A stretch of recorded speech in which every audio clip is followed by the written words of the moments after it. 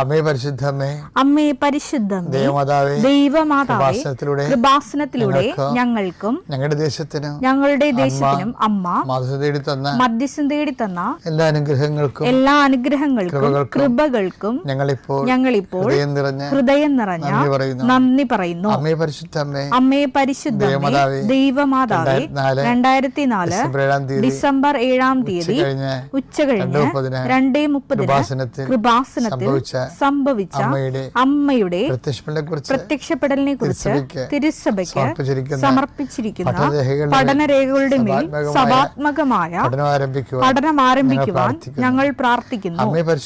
അമ്മേ പരിശുദ്ധമേ, ഭൂസ്വർലോകങ്ങളുടെ രാജ്ഞിയായ അങ്ങയ്ക്ക് ഭൗമ സംരക്ഷണത്തിനായി പ്രപഞ്ചപ്രകൃതിയെ തന്നെ തിരുസഭ പ്രതിഷ്ഠിക്കുവാൻ ഈ പ്രത്യക്ഷീകരണ വഴി ഇടയാക്കണമേ.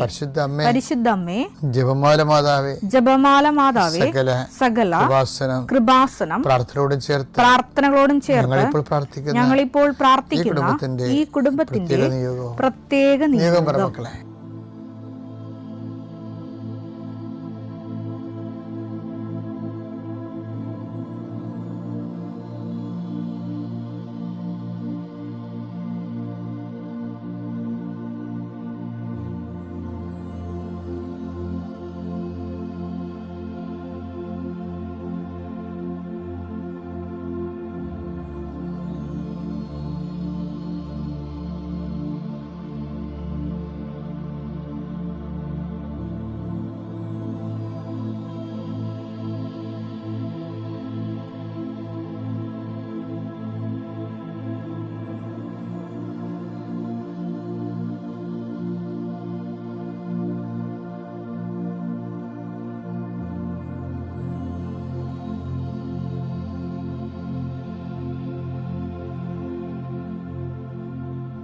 അമ്മയുടെ പ്രത്യക്ഷീകരണത്തിന്റെ ഈ അനുഗ്രഹവേളയിൽ ഞങ്ങൾക്ക് സാധിച്ചു തരുവാൻ കനിയണമേ.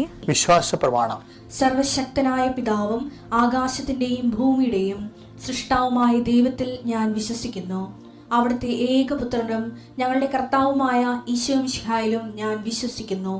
ഈ പുത്രൻ പരിശുദ്ധാത്മാവിനാൽ ഗർഭസ്ഥനായി കന്യകാമറിയത്തിൽ നിന്ന് പിറന്ന് പൊന്തിയോസ് പീലാത്തോസിന്റെ കാലത്ത് പീഡകൾ സഹിച്ച് കുരിശിൽ തറയ്ക്കപ്പെട്ട് മരിച്ച് അടക്കപ്പെട്ട് പാതാളങ്ങളിൽ ഇറങ്ങി മരിച്ചവരുടെ ഇടയിൽ നിന്ന് 3-ാം നാൾ ഉയർത്ത് സ്വർഗത്തിലേക്ക് എഴുന്നള്ളി സർവശക്തിയുള്ള പിതാവായ ദൈവത്തിന്റെ വലതുഭാഗത്തിരിക്കുന്നു.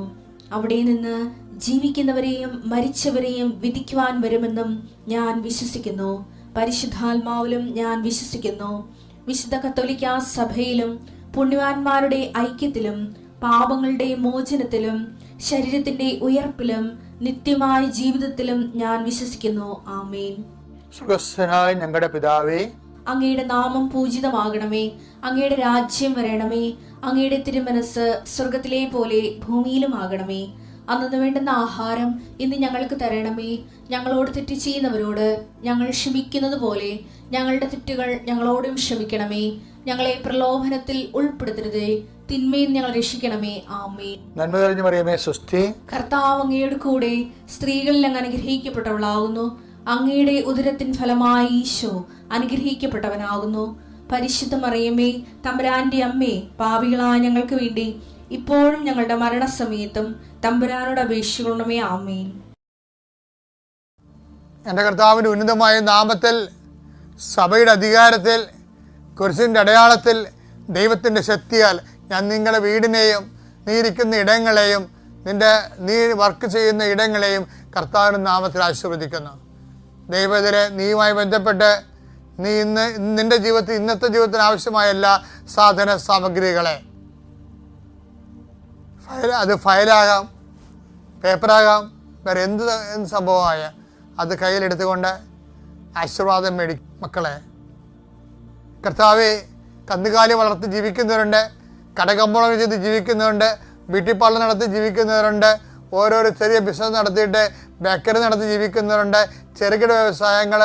കർത്താവെ, അവരുടെ ജീവിക്കാനുള്ള മാർഗം പോലും അല്ലെങ്കിൽ കിട്ടാത്ത അവസ്ഥയിൽ സങ്കടപ്പെട്ട് കണ്ണീരോടെ കട തുറക്കുകയും കണ്ണീരോടെ പൂട്ടുകയും ചെയ്യുന്നവരുണ്ട് ഈശോയെ. അവരെ ഞാൻ അങ്ങയുടെ തിരുസന്നിധിയിൽ ഏൽപ്പിക്കുന്നു.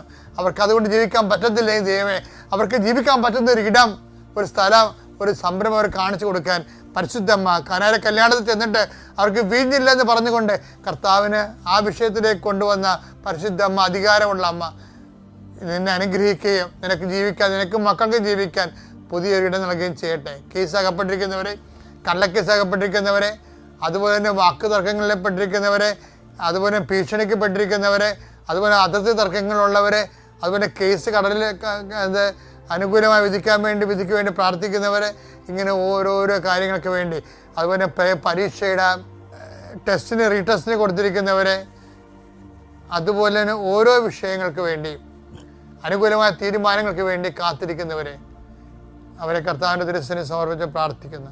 വിവാഹത്തിന് വേണ്ടി ഒരുങ്ങുന്നവരെ, വിവാഹത്തിൻ്റെ പണം സമ്പാദിക്കുന്നതിന് വേണ്ടിയുള്ള പരക്കമ്പാശ നടത്തുന്നവരെ, വീട് സ്ഥലമില്ലാത്തവരെ, സ്ഥലമെങ്കിലും കിട്ടാൻ വേണ്ടി, വീടെങ്കിലും കിട്ടാൻ വേണ്ടി അരഞ്ഞു നടക്കുന്നവരെ, അവരുടെ ഉദ്യമങ്ങളെ കർത്താവിൻ്റെ നാമത്തിൽ ആശീർവദിക്കുന്നു. Lord, infuse your spirit of power and grace. ഇപ്പം ഇന്ന് ഒരു സാക്ഷ്യം ഉണ്ടായിരുന്നു. ഒരു ഭർത്താവിനെ ഭയങ്കര ഇഷ്ടപ്പെട്ടായിരുന്നു. അത് ഒരു ഭർത്താവിനെ ഈ ബ്ലോക്ക് നല്ല ഒരു 80% ബ്ലോക്കാണ്. അപ്പം വൈഫിനോട് അയാൾ ആശുപത്രി വെച്ച് ചോദിക്കുകയാണ്, എടോ ഞാൻ ഓപ്പറേഷൻ കൊണ്ട് ഈ ബ്ലോക്കിൽ നിന്ന് രക്ഷപ്പെടുമോ? അപ്പോൾ വൈഫ് പറയുന്നൊരു ഉത്തരവുണ്ട്, ഞാൻ ദൈവമായിട്ടൊരു ഉടമ്പടിയിലാണ്, അത് സത്യസന്ധമാണ്.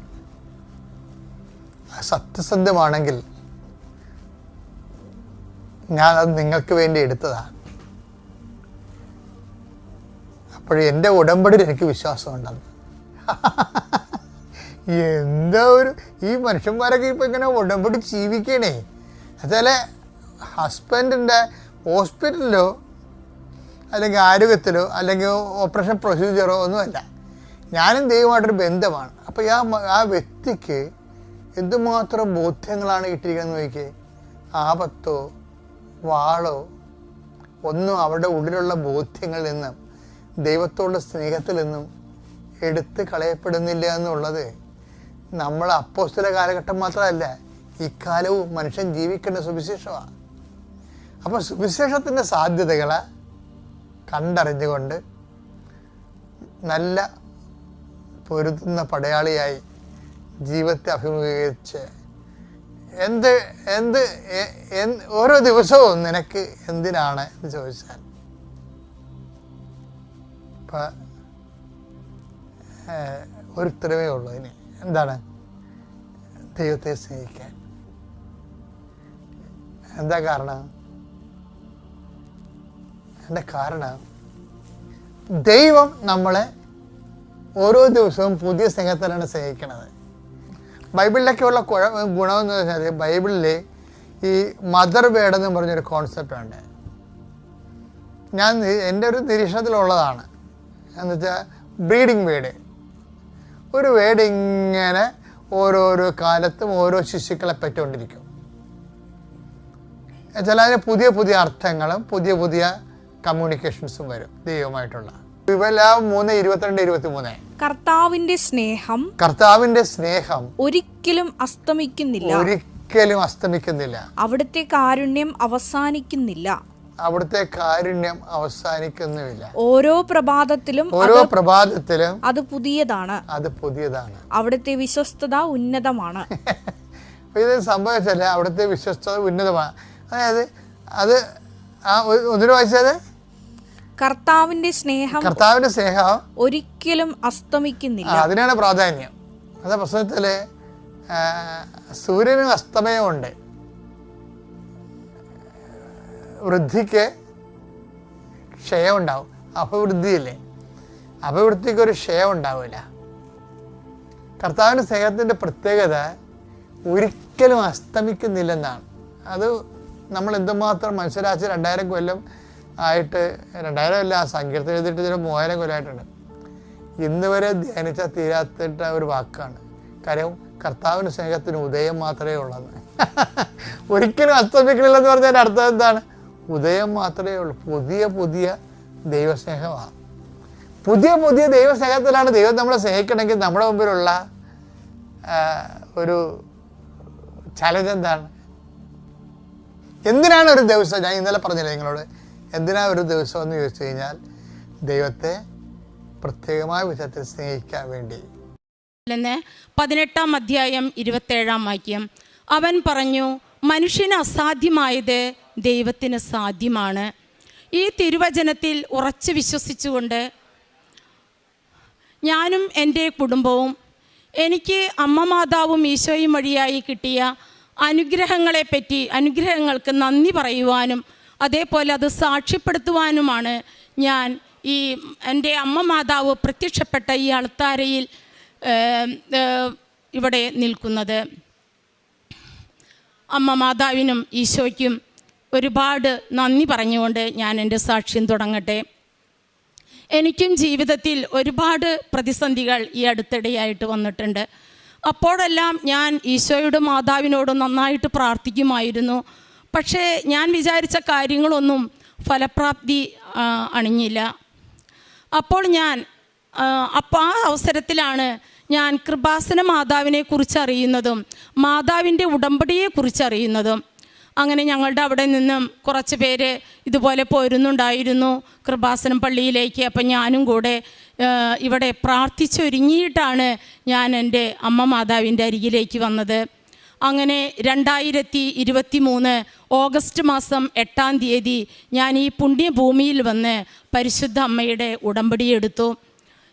മറ്റുള്ളവർ എഴുതുന്നത് പോലെ തന്നെ ഞാനും 6 നിയോഗങ്ങൾ എഴുതി. അതിൽ പല നിയോഗങ്ങളും എനിക്ക് സാധിച്ചു കിട്ടി.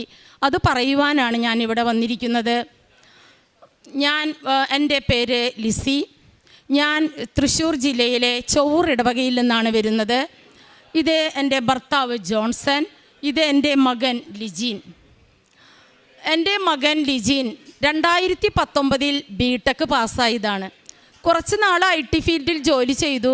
പിന്നെ അവന് അത് താല്പര്യമില്ലാതായി. അപ്പോൾ ബാങ്ക് ടെസ്റ്റുകളും അതേപോലെ PSC എക്സാമൊക്കെ എഴുതി. അങ്ങനെ 2-3 വർഷത്തോളം എഴുതി. ഒന്നും തന്നെ ശരിയാവുന്നില്ല. അപ്പം ഞാൻ പറഞ്ഞു, അതായത് ഞാൻ ഉടമ്പടി എടുത്തിട്ടുണ്ട്. അപ്പം ഞാൻ പറഞ്ഞു, മോനെ നീ അമ്മ മാതാവിൻ്റെ അടുത്ത് വന്ന് നന്നായിട്ട് പ്രാർത്ഥിക്കുക.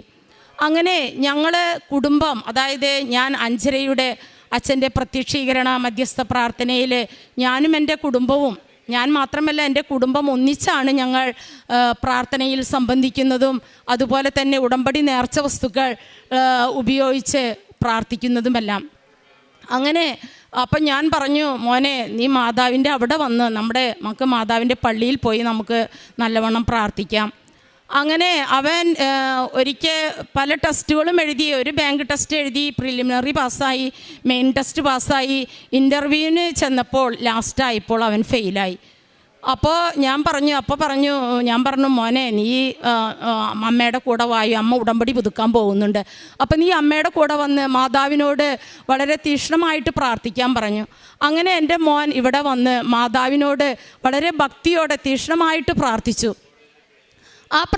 ഒരു ചൊവ്വാഴ്ചയാണ് ഞാനിവിടെ വന്നത്. ആ പ്രാർത്ഥിച്ചതിൻ്റെ ഫലമായിട്ട് വെള്ളിയാഴ്ച, അതായത് ഞങ്ങൾ കുടുംബ പ്രാർത്ഥനയെല്ലാം കഴിഞ്ഞ് ഉടമ്പടി പ്രാർത്ഥനയും കഴിഞ്ഞ് അവൻ റൂമിലേക്ക് ചെന്ന് ഫോൺ എടുത്ത് നോക്കിയപ്പോൾ അതിലൊരു മെസ്സേജ് വന്നിരിക്കുന്നു, ന്യൂ ഇന്ത്യ അഷുറൻസിൽ അവൻ സെലക്റ്റായി എന്ന്. വളരെയധികം സന്തോഷം തോന്നി. പിന്നെയും അതായത് അവൻ ബാങ്ക് ടെസ്റ്റുകളൊക്കെ എഴുതിയിട്ടുണ്ടായിരുന്നു. അങ്ങനെ ഈ സന്തോഷം പങ്കിടാനായിട്ട് മാതാവിനോട് പറയാനായിട്ട് ഞാനും അപ്പോയിൻമെൻ്റ് ഓർഡർ കിട്ടിയപ്പോൾ ഞാനും മകനും കൂടെ ഇവിടെ വന്നു. അങ്ങനെ എനിക്ക് കിട്ടിയ സാക്ഷ്യം ഞാനിവിടെ എഴുതി കൊടുത്തു. അതുപോലെ തന്നെ എൻ്റെ മോൻ അപ്പോയിൻമെൻ്റ് ഓർഡർ മാതാവിൻ്റെ തിരുമുമ്പിൽ സമർപ്പിച്ച് പ്രാർത്ഥിച്ച് മോൻ പോയി ജോയിൻ ചെയ്തു. ഇപ്പോൾ അവൻ ന്യൂ ഇന്ത്യ അഷുറൻസിലാണ് ജോലി ചെയ്യുന്നത്. ഇത് കഴിഞ്ഞതിന് ശേഷം തന്നെ അവന് 2 ബാങ്കുകളിലും സെലക്ഷൻ കിട്ടി. ബാങ്ക് ഓഫ് ബറോഡയിലും കിട്ടി, അതേപോലെ തന്നെ കേരള ഗ്രാമീൺ ബാങ്കിലും കിട്ടി. പക്ഷേ മാതാവും ഈശോയും തന്ന ആദ്യത്തെ ആ ജോലിയിൽ തന്നെയാണ് ഇപ്പോഴും അവൻ തുടർന്നു പോകുന്നത്. അങ്ങനെ ഞാൻ നേർന്നിട്ടുണ്ടായിരുന്നു, എൻ്റെ മകന് ജോലി കിട്ടിയാൽ ആദ്യത്തെ ശമ്പളം മുഴുവൻ ഞാൻ കാരുണ്യ പ്രവർത്തനങ്ങൾക്കായിട്ട് നീക്കി വയ്ക്കുമെന്ന്. അങ്ങനെ എൻ്റെ മകൻ്റെ ആദ്യത്തെ ശമ്പളം ഒരു പൈസ പോലും കുറവ് വരുത്താതെ ഞാൻ കാരുണ്യ പ്രവർത്തനങ്ങൾക്കായിട്ട് നീക്കി വെച്ചു. പിന്നെ രണ്ടാമത് എനിക്ക് കിട്ടിയ അനുഗ്രഹം എൻ്റെ ഭർത്താവിന്, അതായത് എൻ്റെ ഭർത്താവ് ജോൺസൺ, അദ്ദേഹം ഒരു 20 വർഷത്തോളമായിട്ട് അദ്ദേഹം ഒരു പ്രമേഹ രോഗിയാണ്. അങ്ങനെ ഇടയ്ക്കിടയ്ക്ക് ഷുഗറൊക്കെ ടെസ്റ്റ് ചെയ്യും, നോക്കും. അപ്പോൾ വലിയ കുഴപ്പമൊന്നുമില്ല, അങ്ങനെ നോർമലായിട്ട് പോവുകയാണ്. അപ്പോൾ ഒരു ദിവസം ഡോക്ടർ പറഞ്ഞു, ഈ 10-60 വയസ്സൊക്കെ കഴിഞ്ഞില്ലേ, ഇനി ഒന്ന് തൈറോയിഡും കൂടെ ഒന്ന് നോക്കുക. തൈറോയിഡിൻ്റെ യാതൊരു ബുദ്ധിമുട്ടുകളോ ലക്ഷണങ്ങളോ എൻ്റെ ആൾക്കുണ്ടായിരുന്നില്ല. പക്ഷേ ഡോക്ടർ പറഞ്ഞു എന്നാലും ഒന്ന് തൈറോയിഡ് ഒന്ന് നോക്കിക്കോളാൻ പറഞ്ഞു. അപ്പോൾ ഡോക്ടറെ ബ്ലഡ് ടെസ്റ്റ് ചെയ്യുമ്പോൾ അതിൽ TSH, T3, T4 എന്നീ കാര്യങ്ങൾ നോക്കാൻ പറഞ്ഞു.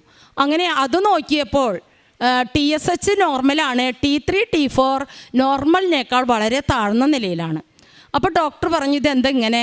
അപ്പോൾ അങ്ങനെയാണെങ്കിൽ നമുക്കൊന്ന് അൾട്രാസൗണ്ട് സ്കാൻ ചെയ്ത് നോക്കാമെന്ന് പറഞ്ഞു.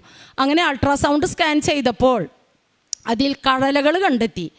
അപ്പോൾ ഡോക്ടർ പറഞ്ഞു അങ്ങനെയാണെങ്കിൽ ഡോക്ടർ ഒരു ഫിസിഷ്യനാണ്. അപ്പോൾ ഡോക്ടർ പറഞ്ഞു എൻഡോക്രൈനോളജിസ്റ്റിനെ പോയിട്ട് കാണാൻ പറഞ്ഞു.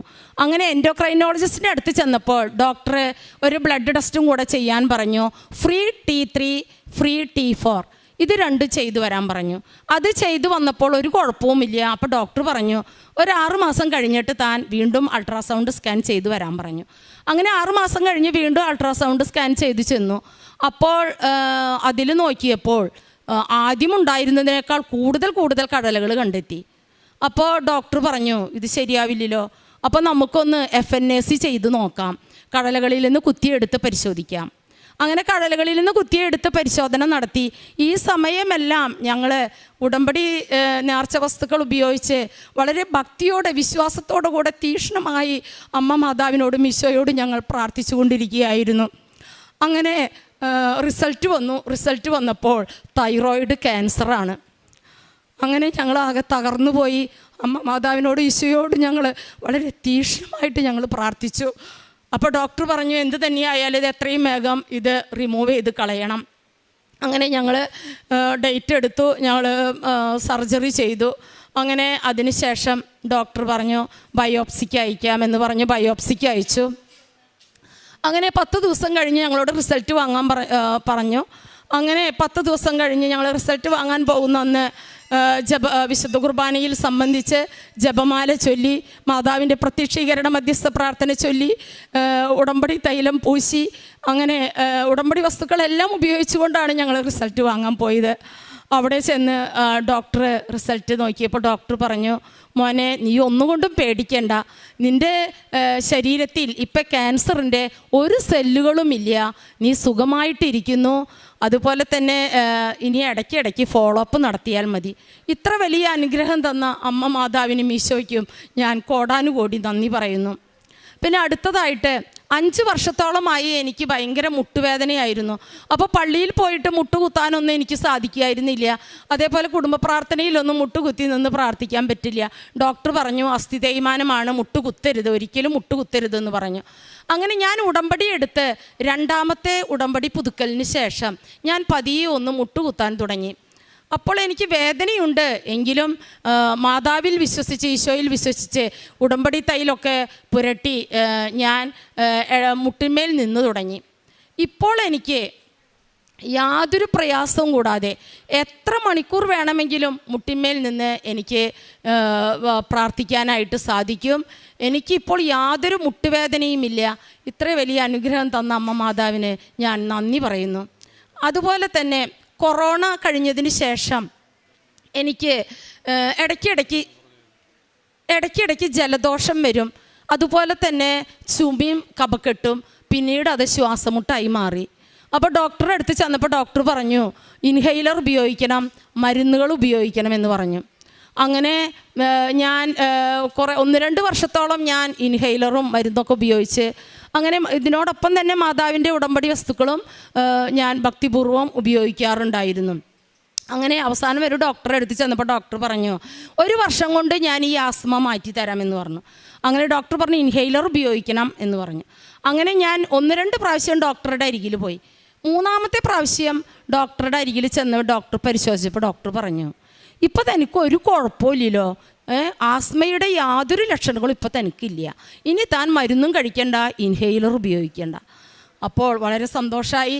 ഇത് അമ്മ മാതാവ് എനിക്ക് തന്ന വലിയ അനുഗ്രഹമാണെന്ന് ഞാൻ ഉറച്ച് വിശ്വസിക്കുന്നു. എൻ്റെ അമ്മ മാതാവിനും ഈശോയ്ക്കും ഞാൻ ഒരുപാട് നന്ദി പറയുന്നു. പിന്നെ ഞാൻ പ്രേക്ഷിത പ്രവർത്തനമായിട്ട് ചെയ്യുന്നത്, ഞാൻ എല്ലാ മാസവും പത്രം വായിച്ച്, അതായത് എനിക്ക് എല്ലാ മാസവും ഇവിടെ വരാൻ സാധിക്കുമായിരുന്നില്ല, എങ്കിലും ഞാൻ ഇവിടെ വരുന്ന ആളുകളുടെ കയ്യിൽ പൈസ കൊടുത്തയച്ചിട്ട് എല്ലാ മാസവും ഞാൻ പത്രം വരുത്തും. പത്രം വരുത്തി ഞാൻ ഓരോ പത്രത്തിന്മേലും വിശുദ്ധ തൈലം കൊണ്ട് കുരിശ് വരച്ച് വിശ്വാസപ്രമാണം ചൊല്ലി, അതായത് ഇത് കിട്ടുന്ന മക്കൾക്ക് ഈശോയുടെയും മാതാവിൻ്റെയും അനുഗ്രഹം ലഭിക്കണമേ എന്ന് പ്രാർത്ഥിച്ചുകൊണ്ടാണ് ഞാൻ എൻ്റെ സമീപ പ്രദേശങ്ങളിലുള്ള എല്ലാ വീടുകളിലും കൊണ്ടുപോയി കൊടുക്കാറ്. അവരിതേപോലെ ഇവിടെ വന്ന് ഉടമ്പടി, അതായത് മാതാവിനോട് പ്രാർത്ഥിക്കുകയും ഉടമ്പടി എടുക്കുകയൊക്കെ ചെയ്തിട്ടുണ്ട്. അതുപോലെ തന്നെ അച്ഛൻ്റെ ഡെയിലി ബ്രെഡ്, അതേപോലെ അതേപോലെ തന്നെ ഉടമ്പടി ധ്യാനങ്ങൾ, ഇതൊക്കെ ഇതിലും ഒക്കെ കൃത്യമായിട്ട് ഞാൻ സംബന്ധിക്കുകയും അന്ന് തന്നെ ആ ചൊവ്വാഴ്ച ദിവസം തന്നെ ഞാൻ ഉപവാസം എടുത്ത് പ്രാർത്ഥിക്കുകയും ചെയ്യുമായിരുന്നു. ശരിക്കും അച്ഛൻ്റെ ആ ഉടമ്പടി ധ്യാനം ശരിക്കും ഒരു ആത്മീയ ഭക്ഷണമാണ് നമുക്ക്. അതായത് മാതാവ് വഴി ഈശോയെ കൂടുതൽ അറിയാനും ഈശ്വര വിശ്വാസത്തിൽ ആഴമായി വളരാനും അച്ഛൻ്റെ ഓരോ ഉടമ്പടി ധ്യാനവും നമ്മെ സഹായിക്കുന്നുണ്ട്. ഒരു ഉടമ്പടി ധ്യാനവും ഞാൻ മുടക്കാറില്ല. അതുപോലെ തന്നെ മാതാവിൻ്റെ ഉടമ്പടി സാക്ഷ്യങ്ങൾ ഞാൻ കേൾക്കുകയും, അതായത് എനിക്ക് വേദന വരുന്ന സമയങ്ങളിലെല്ലാം, മാനസികമായി വിഷമിക്കുന്ന സമയങ്ങളിലെല്ലാം അതായത് സാക്ഷ്യം കേൾക്കുകയും അതുപോലെ തന്നെ അത് ഷെയർ ചെയ്യുകയും ചെയ്യാറുണ്ട്. എല്ലാ സാക്ഷ്യങ്ങളും ഞാൻ എൻ്റെ ഫ്രണ്ട്സിനും പല ഗ്രൂപ്പുകളിലേക്കും ഞാൻ ഷെയർ ചെയ്യാറുണ്ട്. പിന്നെ കാരുണ്യ പ്രവർത്തനങ്ങളായിട്ട് ഞാൻ ചെയ്യുന്നത്, ഞങ്ങളുടെ വരുമാനത്തിൻ്റെ ഒരു പങ്ക് ഞങ്ങൾ അതായത് പാവപ്പെട്ട രോഗികൾക്കും അതേപോലെ ഞങ്ങളുടെ പരിസര പ്രദേശങ്ങളിൽ സാമ്പത്തികമായി പഠിക്കാൻ സാമ്പത്തികമായി ബുദ്ധിമുട്ട് അനുഭവിക്കുന്ന മക്കൾക്കും ഞാൻ കൊടുക്കാറുണ്ട്. എല്ലാ മാസവും ഞാൻ കൊടുക്കാറുണ്ട്. പിന്നെ ഞങ്ങളുടെ വീടിൻ്റെ അടുത്ത് ഒരു കിഡ്നി ഡാമേജ് ആയ ഒരു മകനുണ്ട്. ഷുഗർ മൂലം കാഴ്ചയും പോയി. അങ്ങനെയുള്ള മകൻ്റെ ഇപ്പോൾ സർജറി, ഇപ്പം അടുത്ത് അമ്മയുടെ കിഡ്നി മാറ്റിവെച്ച് സർജറി ഇപ്പോൾ കഴിഞ്ഞതേ ഉള്ളൂ. അപ്പോൾ ആ മകനെ കുറേ കാലമായിട്ട് ഞാൻ എന്നും എന്നെക്കൊണ്ടാവുന്ന ഒരു സഹായം എല്ലാ മാസവും ഞാൻ കൊടുക്കാറുണ്ട്. അതുപോലെ തന്നെ പാലിയേറ്റീവ് കെയറിൽ രോഗികളെ കാണാൻ പോകാറുണ്ട്, രോഗികൾക്ക് വേണ്ടി പ്രാർത്ഥിക്കാറുണ്ട്. അതുപോലെ തന്നെ മറ്റുള്ളവരോട് ക്ഷമിക്കാനും അതേപോലെ അവരോട് സൗമ്യമായി പെരുമാറാനുമെല്ലാം എനിക്ക് ഈ ഉടമ്പടി എടുത്തത് മൂലമാണ് എനിക്ക് സാധിച്ചത്. അതേപോലെ തീക്ഷ്ണമായിട്ട് ഇപ്പോൾ പ്രാർത്ഥിക്കാനും കൂടെ ജപമാലകൾ ചൊല്ലി പ്രാർത്ഥിക്കാനും അമ്മ മാതാവിലൂടെ എനിക്ക് അനുഗ്രഹവും കൃപയും ലഭിച്ചു. അതുപോലെ തന്നെ പിന്നെ ഞങ്ങളുടെ വീടിൻ്റെ അടുത്തുള്ള ഒരു അഗതി മന്ദിരമുണ്ട്. സിസ്റ്റേഴ്സ് നടത്തുന്ന ഒരു അഗതി മന്ദിരമാണ്. എല്ലാ ആഴ്ചയിലും വ്യാഴാഴ്ച ദിവസം ഞങ്ങൾ അവിടെ പോയി അവരോട് കുറച്ച് നേരം ഇരുന്ന് സംസാരിക്കുകയും അവർ കിടക്കുന്ന സ്ഥലമെല്ലാം അടിച്ചു വാരി കഴുകി വൃത്തിയാക്കുകയും അവർ ഉപയോഗിക്കുന്ന ടോയ്ലറ്റുകൾ കഴുകി വൃത്തിയാക്കുകയും ചെയ്യാറുണ്ട്. എല്ലാ ആഴ്ചയിലും ഞങ്ങൾ പോയി അത് ചെയ്യാറുണ്ട്. പിന്നെ അതേപോലെ തന്നെ മാസത്തിൻ്റെ ആദ്യത്തെ ഞായറാഴ്ച ഞങ്ങൾ പൊതിച്ചോറ് കൊടുക്കാറുണ്ട്. ഇതെല്ലാം ഉടമ്പടി എടുത്തതിന് ശേഷമാണ് ഈ പ്രവൃത്തികളെല്ലാം ഞങ്ങൾക്ക് ചെയ്യാനായിട്ട് സാധിക്കുന്നത്. അങ്ങനെ എല്ലാ മാസവും ആദ്യത്തെ ഞായറാഴ്ച ഞങ്ങൾ പൊതിച്ചോറ് കൊടുക്കാറുണ്ട്. അങ്ങനെ ഇത്രയും വലിയ അനുഗ്രഹങ്ങൾ ഞങ്ങൾക്ക് നൽകിയ അമ്മ മാതാവിനും ഈശോയ്ക്കും കോടാനുകോടി നന്ദി പറഞ്ഞുകൊണ്ട് യേശുവേ സ്തുതി, യേശുവേ സ്തോത്രം, യേശുവേ മഹത്വം, ആവേ മരിയ. എനിക്ക് ജോലി കിട്ടാൻ എന്നെ സഹായിച്ച അമ്മ മാതാവിനും ഈശോയ്ക്കും 1000 നന്ദി ഞാൻ പറയും. ആദ്യം തന്നെ അമ്മ മാതാവിനും തിരുകുമാരനും ഒരുപാട് നന്ദിയുണ്ട്. എൻ്റെ പേര് ഭദ്ര എന്നാണ്. ഞാൻ തൃശ്ശൂർ ജില്ലയിൽ നിന്നാണ് വരുന്നത്. ഞാൻ 2022 ഒക്ടോബറിലാണ് ഉടമ്പടി എടുക്കുന്നത്. അപ്പോൾ ആദ്യമൊന്നും എനിക്ക് വിശ്വാസം ഉണ്ടായിരുന്നില്ല. പക്ഷേ എൻ്റെ അമ്മയ്ക്ക് ഭയങ്കര വിശ്വാസമായിരുന്നു. അമ്മ ഉടമ്പടി എടുത്ത് വീട്ടിൽ പ്രാർത്ഥിക്കുന്നുണ്ടായിരുന്നു. ആ സമയത്ത് എനിക്ക് ജോലി ഉണ്ടായിരുന്നില്ല. ഞാൻ ജേർണലിസം പഠിച്ച ഒരാളാണ്. അപ്പോൾ എനിക്ക് ജോലി ഉണ്ടായിരുന്നില്ല. അപ്പോൾ അതിൻ്റെയൊക്കെ ഒരു ഭയങ്കര ബുദ്ധിമുട്ടൊക്കെ ആ സമയത്ത് ഉണ്ടായിരുന്നു. അപ്പം അമ്മ ഇങ്ങനെ പ്രാർത്ഥിക്കുന്ന സമയത്ത് അമ്മ എന്നെ എപ്പോഴും വിളിക്കുമായിരുന്നു, കൂടെ ഇരുന്ന് പ്രാർത്ഥിക്കാനൊക്കെ പറയുമായിരുന്നു. പക്ഷെ ഞാൻ ആദ്യഘട്ടത്തിലൊന്നും അങ്ങനെ പോയിരുന്നില്ല. പിന്നെ അത് കഴിഞ്ഞ് കുറച്ച് ഞാൻ അമ്മയുടെ കൂടെ ഇങ്ങനെ ഇരുന്ന് എന്താ ചെയ്യണമെന്നൊക്കെ ഇങ്ങനെ നോക്കി കണ്ടൊക്കെ ഇങ്ങനെ ചെയ്യുമായിരുന്നു. അപ്പം ആ സമയത്ത് ഞാനിങ്ങനെ മാതാവിനോട് പറഞ്ഞു, എനിക്ക് ജോലി കിട്ടുകയാണെങ്കിൽ ഞാൻ തീർച്ചയായിട്ടും കൃപാസനത്തിൽ വരാം എന്ന് പറഞ്ഞിട്ടുണ്ടായിരുന്നു. അത് പറഞ്ഞ് 2 ദിവസം കഴിയുമ്പോഴത്തേക്കും എനിക്ക് കേരള വിഷൻ എന്ന് പറയുന്ന ചാനലിൽ നിന്ന് ഇൻ്റർവ്യൂവിന് വിളിക്കുകയാണ്. അപ്പം ഞാൻ ഇൻ്റർവ്യൂ അറ്റൻഡ് ചെയ്യുന്നു. പക്ഷേ ഇൻ്റർവ്യൂ അറ്റൻഡ് ചെയ്തിട്ട് എനിക്ക് ആ ഒരു സെലക്ഷൻ കിട്ടിയിട്ടുണ്ടായിരുന്നില്ല. അന്ന് എനിക്ക് ഭയങ്കര ദേഷ്യമായിരുന്നു. ഞാൻ അമ്മയോട് എനിക്കൊരു വിശ്വാസം എന്താണെന്ന് വെച്ച് കഴിഞ്ഞാൽ അമ്മ കൂടെ വന്നു കഴിഞ്ഞാൽ എനിക്ക് എന്തായാലും ജോലി കിട്ടുന്നുണ്ടായിരുന്നു. പക്ഷേ എൻ്റെ അമ്മയല്ല വന്നിട്ടുണ്ടായിരുന്നത്. അപ്പോൾ അതുകൊണ്ട് അമ്മയുടെ അടുത്ത് എനിക്ക് ഭയങ്കര ദേഷ്യമായിരുന്നു. ഞാൻ അമ്മേനെ ഭയങ്കര ചീത്തയൊക്കെ വിളിച്ചിട്ടുണ്ടായിരുന്നു ആ സമയത്ത്. ഞാൻ മാതാവിനോട് ഞാൻ പറഞ്ഞു, ഞാൻ ഇനി പ്രാർത്ഥിക്കാൻ എന്തായാലും അമ്മയുടെ കൂടെ ഇരിക്കില്ല. കാരണം ഞാൻ അത്രയും പ്രതീക്ഷിച്ചിട്ട് പോലും എനിക്ക് കിട്ടിയില്ലല്ലോ. കാരണം എനിക്കൊരു അഹങ്കാരം ഉണ്ടായിരുന്നു, കഴിവുണ്ട്. പക്ഷേ എനിക്ക് എന്തുകൊണ്ടാണ് അവർ ചോദിച്ച എല്ലാ ചോദ്യത്തിനും ഞാൻ ഉത്തരം പറഞ്ഞു, പക്ഷേ സെലക്ഷൻ കിട്ടിയിട്ടുണ്ടായിരുന്നില്ല. അപ്പോൾ ഞാൻ മാതാവിനെ പോലും ഞാൻ തള്ളിപ്പറഞ്ഞൊരു സമയം ഉണ്ടായിരുന്നു. അത് കഴിഞ്ഞ് അവിടുന്ന് ഞാൻ അത്രയും കരഞ്ഞ് എൻ്റെ അമ്മേനെ പോലെ ചീത്ത വിളിക്കുകയായിരുന്നു ഉണ്ടായിരുന്നത്. പക്ഷെ അമ്മയും കരയുന്നുണ്ട്. കരഞ്ഞിട്ട് അമ്മ മെഴുകുതിരി കത്തിച്ച് പ്രാർത്ഥിക്കുക, അങ്ങനെയൊക്കെയായിരുന്നു. അവിടുന്ന് ഒരു 4-5 ദിവസം കഴിഞ്ഞപ്പോഴത്തേക്കും എനിക്ക് മെയിൽ വരികയാണ്, സെലക്ഷൻ ആയിട്ടുണ്ട്, ജോയിൻ ചെയ്യാൻ പറഞ്ഞിട്ട്. പക്ഷേ എൻ്റെ സാലറി എന്ന് പറയുന്നത് 15,000 രൂപയാണ്. അപ്പോൾ എനിക്ക് 15,000 രൂപ കൊണ്ട് എനിക്കൊന്നും ആവില്ല, കൊച്ചിയിൽ ചെന്ന് നിന്നിട്ട് ഒന്നും ആവില്ല. അപ്പോൾ ഞാൻ പറഞ്ഞു, മാതാവേ എനിക്ക് ജോലി തന്നതിന് വളരെയധികം നന്ദിയുണ്ട്, പക്ഷേ എനിക്ക് 15,000 രൂപ കൊണ്ട് ഒന്നും ആവില്ല, കുറച്ചും കൂടിയും എന്തെങ്കിലും കിട്ടുകയാണെങ്കിൽ നന്നായിരുന്നു എന്ന് പറഞ്ഞു. അവിടുന്ന് ഒരു 2 ദിവസം കഴിയുമ്പോഴേക്കും എന്നെ അവർ വിളിച്ചിട്ട് പറഞ്ഞു, 20,000 രൂപയാണ് നിങ്ങളുടെ പോസ്റ്റ്, സബ് എഡിറ്റർ പോസ്റ്റാണ്. ട്രെയിനി പോസ്റ്റ് നിന്ന് എനിക്ക് സബ് എഡിറ്റർ പോസ്റ്റായിട്ട് എൻ്റെ സാലറി 5,000 രൂപ കൂട്ടി കിട്ടുകയും ചെയ്തിട്ടുണ്ട്. അപ്പോൾ എനിക്ക് അവിടുന്ന് ഞാൻ അമ്മ മാതാവിനെ അന്ന് തൊട്ട് പിടികൂടിയതാണ്. ഞാൻ അമ്മ മാതാവിനെ പിന്നെ ഞാൻ ഇതുവരെ ഈ നിമിഷം വരെ ഞാൻ അമ്മേനെ ഉപേക്ഷിച്ചിട്ടില്ല. ഞാൻ അതിനുശേഷം കൃപാസനത്തിൽ വന്ന് ഉടമ്പടി എടുത്തിട്ട് ആ സമയത്ത് ഭയങ്കര എനിക്ക് എൻ്റെ ഫ്രണ്ട്സിൻ്റെ അടുത്ത് പോലും ഞാൻ പ്രാർത്ഥിക്കാനിരിക്കുമ്പോൾ ഞാൻ എൻ്റെ ഫ്രണ്ട്സിൻ്റെ അടുത്ത് പോലും അടുത്ത് ഇത് ഇങ്ങനെയൊക്കെയാണ് അമ്മയുടെ അത്ഭുതങ്ങൾ കാര്യങ്ങളെന്ന് പറഞ്ഞ സാക്ഷ്യമടക്കം അവരെന്നെ കേൾപ്പിച്ചിട്ടുണ്ടായിരുന്നു ഹോസ്റ്റലിലുള്ള സമയത്ത്. പിന്നെ അവിടുന്ന് ഒരു കൊല്ലം കഴിഞ്ഞ് 2023 നവംബറിൽ ഞാൻ തമിഴ്നാട്ടിലൊരു ടൂറിന് പോയി ഫ്രണ്ട്സിൻ്റെ കൂടെ. അപ്പോൾ ആ സമയത്ത് എനിക്കൊരു ആക്സിഡൻ്റ് ഉണ്ടായി. അത് ആക്സിഡൻ്റ് ഉണ്ടാവുകയെന്ന് പറഞ്ഞു കഴിഞ്ഞാൽ ഞാൻ ബസ്സിൽ കയറി നമുക്കറിയാലോ KSRTC ബസ്സിൽ സിംഗിൾ സീറ്റ് ഉണ്ടാവും. അപ്പോൾ ആ സീറ്റിലിരിക്കാൻ എനിക്ക് ഭയങ്കര ഇഷ്ടമാണ്, അവിടെ ഇരിക്കാൻ വേണ്ടി. അപ്പോൾ ഞാനിങ്ങനെ എൻ്റെ ഫ്രണ്ടിൻ്റെ അടുത്ത് പറഞ്ഞു, ഞാൻ അവിടെ പോയി ഇരിക്കുകയാണ് പറഞ്ഞപ്പോൾ അവർ പറഞ്ഞു, തൽക്കാലം നീ അവിടെ പോകണ്ട, ഇവിടെ ഇരിക്കുക, കുറച്ച് കഴിഞ്ഞിട്ട് ഉറക്കമൊക്കെ വരുമ്പോൾ അങ്ങോട്ട് പോകാമെന്ന് പറഞ്ഞു. ഞാൻ നോക്കി അടുത്ത സ്റ്റോപ്പിൽ ആ സീറ്റിൽ വേറൊരു ചേച്ചി വന്നിരുന്നു. അപ്പോൾ പിന്നെ ഞാനത് മൈൻഡ് ചെയ്തില്ല. അപ്പം ഞങ്ങൾ സംസാരിച്ച് ഞാനങ്ങനെ പതുക്കെ ജസ്റ്റ് ഒന്ന് കണ്ണടച്ചപ്പോഴത്തേക്കും ആക്സിഡൻ്റായി, വണ്ടി തട്ടി. എൻ്റെ ബസ്സിൽ ആ സ്ത്രീ ഇരുന്നിരുന്ന ആ സീറ്റ് അടക്കം അവിടെ കാണാനില്ല. ആ സീറ്റ് പിന്നെ ടയറിൻ്റെ അടിയിലാണ്, ആ ലേഡി കിടക്കുന്നത് ടയറിൻ്റെ അടിയിൽ. അപ്പം ഞാൻ ആ ചേച്ചിയുടെ അടുത്ത്, എൻ്റെ ഫ്രണ്ടിൻ്റെ അടുത്ത് ഞാൻ പറഞ്ഞു, എടാ എന്താ സംഭവിച്ചത്, എന്താ ഉണ്ടായത് ചോദിച്ചപ്പോൾ അവൾ പറഞ്ഞു, നീ അങ്ങോട്ട് നോക്കാൻ നിൽക്കണ്ട, ആ ചേച്ചി അവിടെയല്ല, ആ ചേച്ചി ബസ്സിൻ്റെ അടിയിലാണ് കിടക്കണേന്ന് പറഞ്ഞു. അപ്പോൾ സത്യം പറഞ്ഞു കഴിഞ്ഞാൽ ആ പോകുന്ന സമയത്ത് അമ്മ മാതാവൻ ഞാൻ എപ്പോഴും എൻ്റെ ഡ്രസ്സിൽ പിൻ ചെയ്തിട്ട് കാശ് രൂപം പിൻ ചെയ്തിട്ട് വെച്ചിട്ടാണ് പോവുക, എവിടെ പോവുകയാണെങ്കിലും അങ്ങനെ തന്നെയാണ്. അപ്പോൾ എനിക്ക് സത്യം പറഞ്ഞു കഴിഞ്ഞാൽ ആ സമയത്ത് എനിക്ക് എന്താണ് പറയേണ്ടതെന്ന് എനിക്കറിയില്ല. പിന്നെ എനിക്ക് ആ ആക്സിഡൻറ്റിൽ എനിക്ക് പരിക്ക് പറ്റിയെന്ന് പറഞ്ഞു കഴിഞ്ഞാൽ എൻ്റെ പുരികത്തിൻ്റെ മുകളിലൊരു ഹോളാവുക ചെയ്തത്. അപ്പം ഞാൻ സത്യം പറഞ്ഞാൽ എൻ്റെ കണ്ണിൽ കൊള്ളാനുള്ളത് പുരികത്തിൽ കൊണ്ടു എന്നുള്ളതാണ്. അപ്പം എൻ്റെ മാതാവ് അവിടെ എൻ്റെ കൂടെ ഉണ്ട് എന്നുള്ളത് എനിക്ക് അത്ര വിശ്വാസം വന്നു ആ സമയത്ത്. ഞാൻ ഫ്രണ്ട്സിൻ്റെ അടുത്തൊക്കെ പറഞ്ഞു, അമ്മയുള്ളതുകൊണ്ടാണ് ഞാൻ രക്ഷപ്പെട്ടത്. കാരണം ആ സമയത്ത് എന്താണ് ചെയ്യേണ്ടതെന്നൊന്നും അറിയില്ല, കയ്യും കാലമൊക്കെ വിറച്ചിരിക്കുകയാണ്. അപ്പോൾ എന്നെ അത്രയും നേരം ആ പറഞ്ഞ കണ്ടക്ടർ അടക്കം ഭയങ്കര ചീത്ത വിളിച്ചു ഞങ്ങളെ. കാരണം നമ്മൾ മലയാളികളാകുമ്പോൾ പ്രത്യേകിച്ച് അവർക്കൊരു ഇതുണ്ടാവും. അപ്പം അങ്ങനെ ആ കണ്ടക്ടർ അത്രയും ചീത്ത വിളിച്ചിരിക്കുന്ന സമയമായിരുന്നു. നോക്കുമ്പോൾ ഈ ആക്സിഡൻറ്റ് സംഭവിച്ച സമയത്ത് പുള്ളി എൻ്റെ കാലിൻ്റെ ചോട്ടിലിരിക്കുകയാണ്.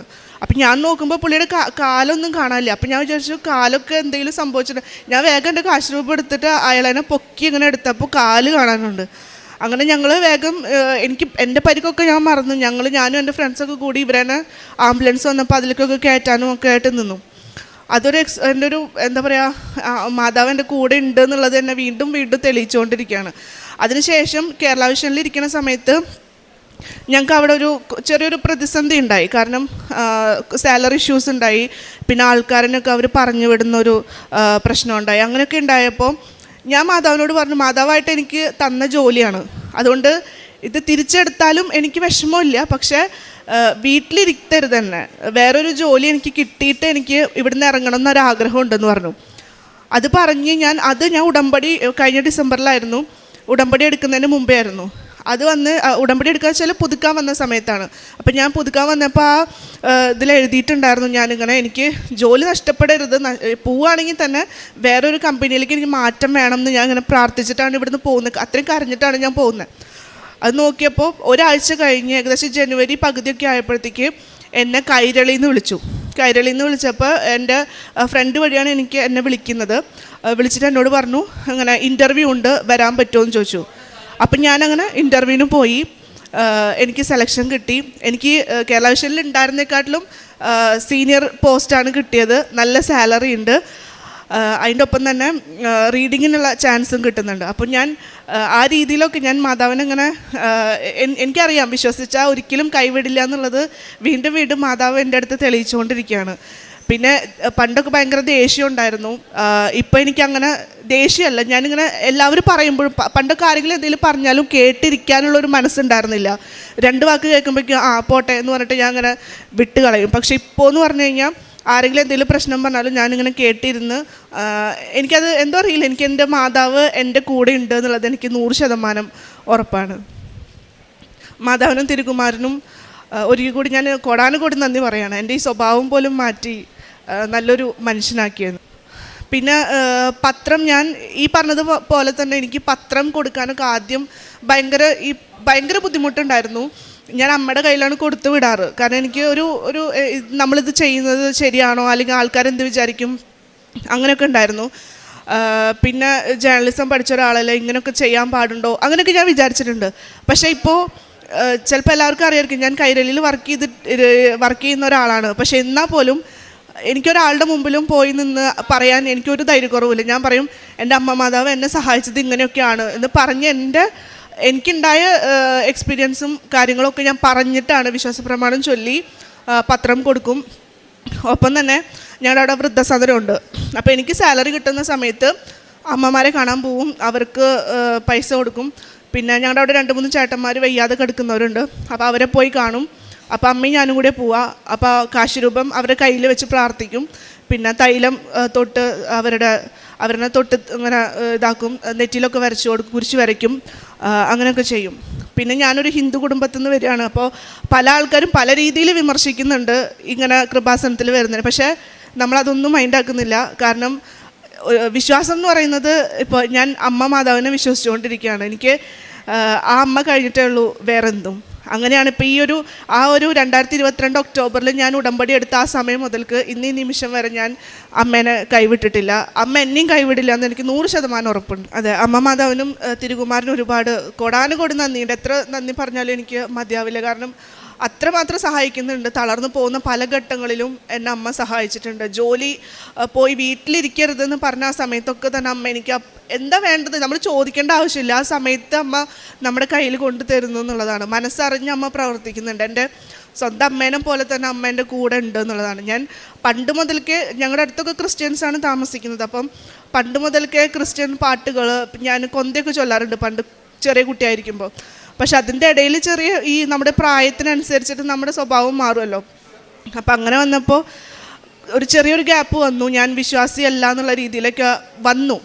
പക്ഷെ അതിൽ നിന്ന് അമ്മ എന്നെ തിരിച്ചു കൊണ്ടുവന്നു എന്നുള്ളതാണ്. എന്തായാലും അമ്മയ്ക്കും തിരുകുമാരനും ഒരുപാട് നന്ദിയുണ്ട്. സെഫാനിയ 3:16-17 ഇസ്രയേലിൻ്റെ രാജാവായ കർത്താവ് നിങ്ങളുടെ മധ്യേയുണ്ട്. നിങ്ങൾ ഇനിമേൽ അനർത്ഥങ്ങൾ ഭയപ്പെടേണ്ടതില്ല. അന്ന് ജെറുസലേമിനോട് സ്തുതി. കൃപാസനം അമ്മയെ നന്ദി. എൻ്റെ പേര് ശാന്തി പ്രകാശ്.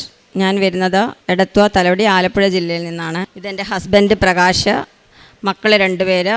ഇതെൻ്റെ അമ്മയുടെ സഹോദരിയാണ്.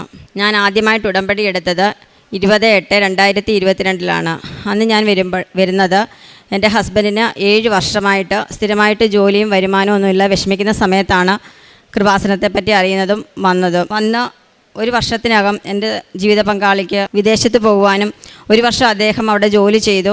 തിരിച്ചിപ്പോൾ നാട്ടിൽ വന്നിട്ട് 11 മാസമായി. അത് കഴിഞ്ഞ് വീണ്ടും അദ്ദേഹത്തിന് നാളെ പോകാനുള്ള ടിക്കറ്റെല്ലാം റെഡിയായിരിക്കുകയാണ്. മൂത്ത മകന് 6 മാസം പ്രായമായപ്പോൾ മുതൽ തുടങ്ങിയതാണ് തുമ്മലും അലർജിയും ശ്വാസം മുട്ടലും ഒക്കെ. ഇവിടെ വന്ന് ഇവിടുത്തെ കൃപാസനത്തിലെ ഉടമ്പടി നേർച്ച വസ്തുവായ ഉപ്പ് ഉപയോഗിച്ച് തൈലം കുരിശ് വരച്ച് പ്രാർത്ഥിക്കുകയും ചെയ്തതിൻ്റെ ഫലമായിട്ട് അവന് പൂർണ്ണമായിട്ടും സൗഖ്യം ലഭിക്കുകയും ചെയ്തു. അവന് 3 വർഷമായിട്ടുണ്ടായിരുന്ന പെടലി വേദനയും തലവേദനയും കാരണം അവന് സ്കൂളിൽ പോകാൻ സാധിക്കുകയില്ലായിരുന്നു. അവന് ഉടമ്പടി എടുത്ത് നേർച്ച വസ്തു ഉപയോഗിച്ചതിൻ്റെ ഫലമായിട്ട് അവൻ്റെ പൂർണ്ണമായിട്ടും അവന് അസുഖങ്ങളെല്ലാം മാറുകയും അവന് സ്കൂളിൽ പോയി തുടങ്ങി നല്ല മാർക്കോടുകൂടി തന്നെ അവന് +2 പാസ്സാകാനും സാധിച്ചു. അവനിപ്പോൾ ഡിഗ്രി സെക്കൻഡ് ഇയറാണ്. 18 വയസ്സായപ്പോൾ തന്നെ അവനും വന്ന് അവനെക്കൊണ്ട് ഞാൻ ഉടമ്പടി എടുപ്പിച്ചു. അവനും ഇപ്പോൾ ഉടമ്പടി ജീവിതത്തിലാണ്. ഞങ്ങൾ എല്ലാവരും എന്നും പ്രാർത്ഥിക്കുകയും ഞങ്ങൾ ഹിന്ദുക്കളാണ്.